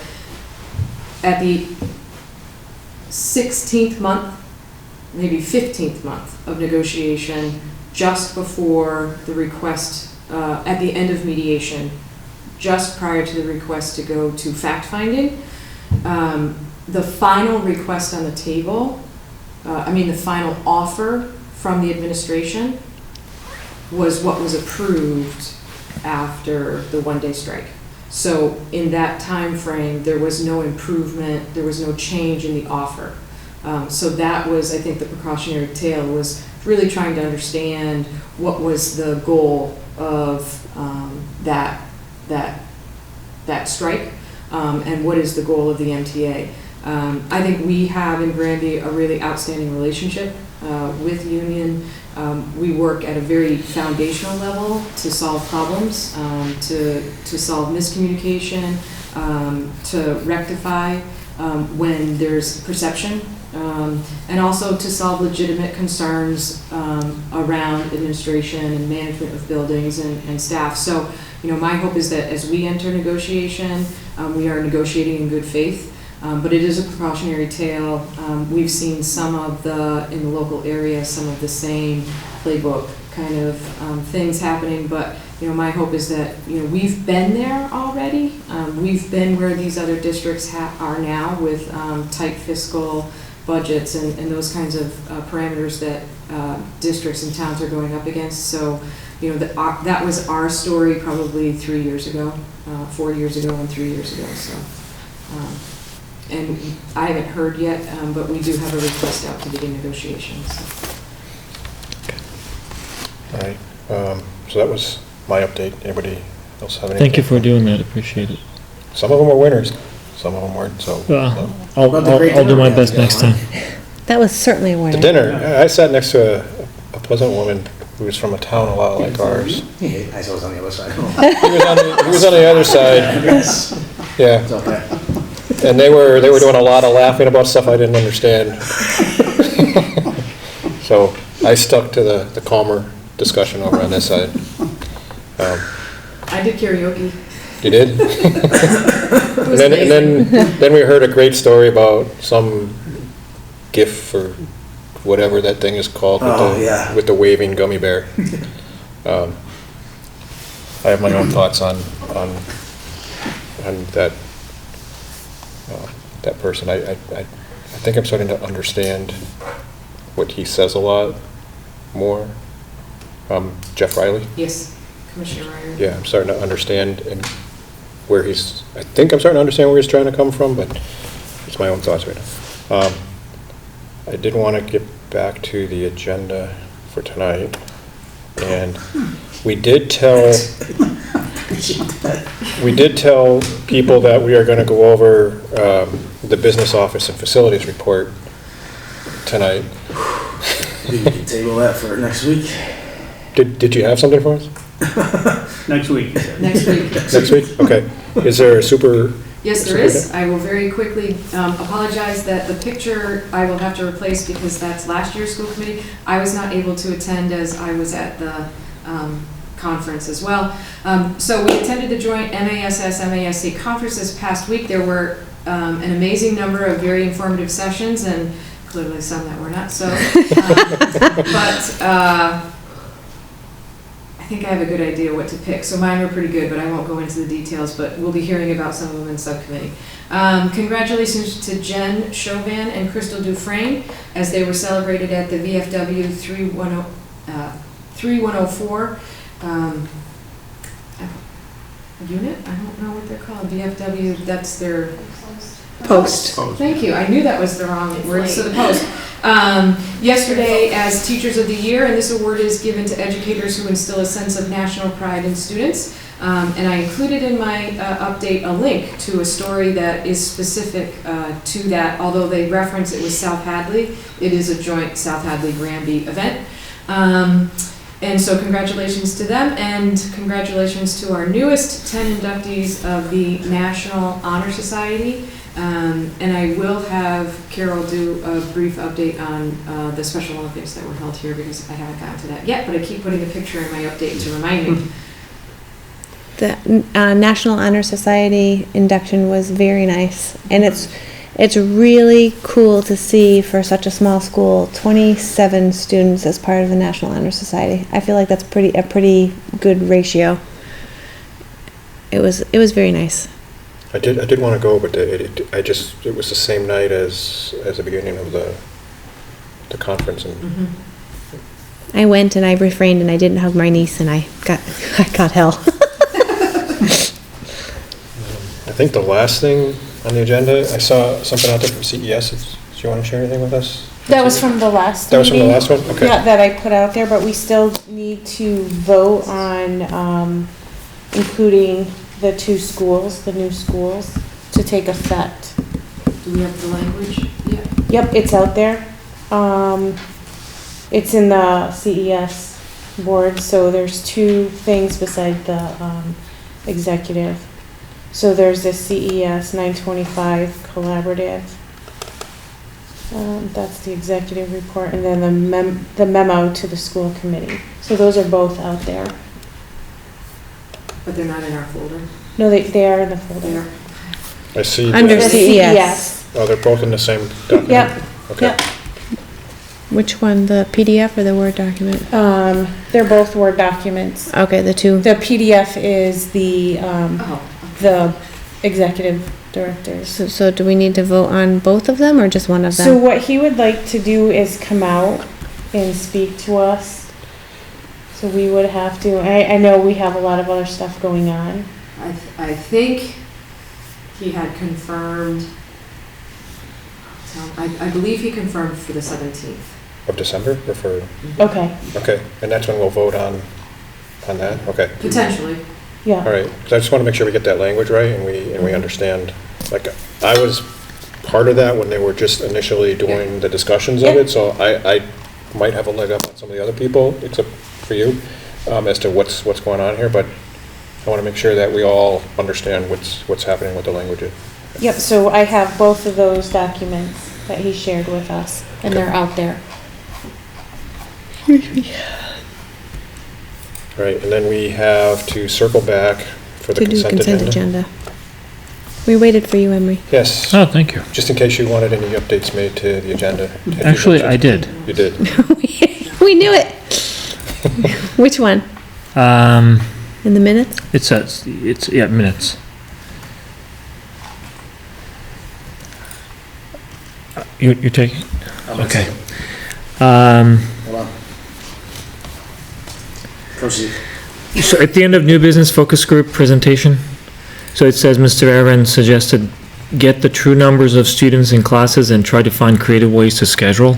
That was actually me asking you whether or not we could find out during a normal day on average how many students are physically present in a room, so that it would help our understanding and our analysis. Yeah.